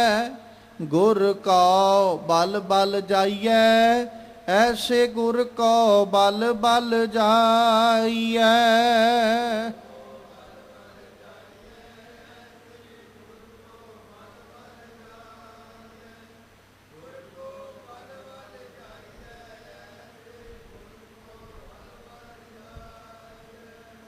ਸਤਿਗੁਰੂ ਪਾਤਸ਼ਾਹ ਮਿਹਰ ਕਰਨ, ਸਾਡੇ ਸਭਨਾਂ ਦੀਆਂ ਹਾਜ਼ਰੀਆਂ ਆਪਣੇ ਦਰ ਉੱਤੇ ਪ੍ਰਵਾਨ ਕਰ ਲੈਣ। ਆਪਣੇ ਦਰੋਂ ਘਰੋਂ ਗੁਰਸਿੱਖੀ ਜੀਵਨ ਨਾਮ ਦੀਆਂ ਦਾਤਾਂ ਬਖਸ਼ਿਸ਼ ਕਰਕੇ ਨਿਵਾਜਣ, ਤਾਂ ਜੋ ਸਾਡੇ ਵੀ ਇਹ ਲੋਕ ਸੁਖੀਏ ਪਰਲੋਕ ਸੁਹੇਲੇ। ਨਾਨਕ ਹਰਿ ਪ੍ਰਭ ਆਪੇ ਮੇਲੇ, ਹੋਈਆਂ ਬੇਅੰਤ ਭੁੱਲਾਂ ਦੀ ਖਿਮਾ ਬਖਸ਼ਣੀ। ਆਓ ਸਤਿਗੁਰੂ ਜੀ ਕੇ ਪਾਵਨ ਬਚਨ ਹਿਰਦੇ ਵਿੱਚ ਵਸਾ ਲਈਏ। ਕਰ ਕਿਰਪਾ ਮੋਹਿ ਸਾਧ ਮਿਲਾਇਆ, ਮਨ ਤਨ ਸ਼ੀਤਲ ਧੀਰਜ ਪਾਇਆ। ਪ੍ਰਭ ਅਬਿਨਾਸੀ ਬਸਿਆ ਘਟ ਭੀਤਰ, ਹਰ ਮੰਗਲ ਨਾਨਕ ਗਾਵੇ ਜਿਉ।